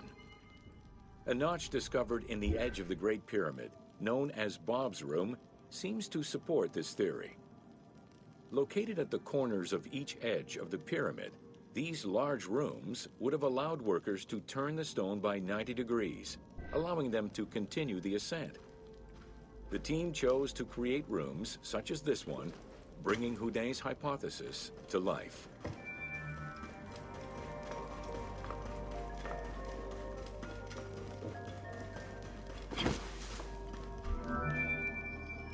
This long corridor was the first section of the ascending internal ramp. Through it, the blocks used to build the Great Pyramid would have been carefully moved upward and then turned at each edge of the pyramid in order to continue their ascent. Though the team only created the main ramp for the game, Houdin posits that this ramp had two levels, allowing workers to return safely to the bottom thanks to an additional corbelled upper section.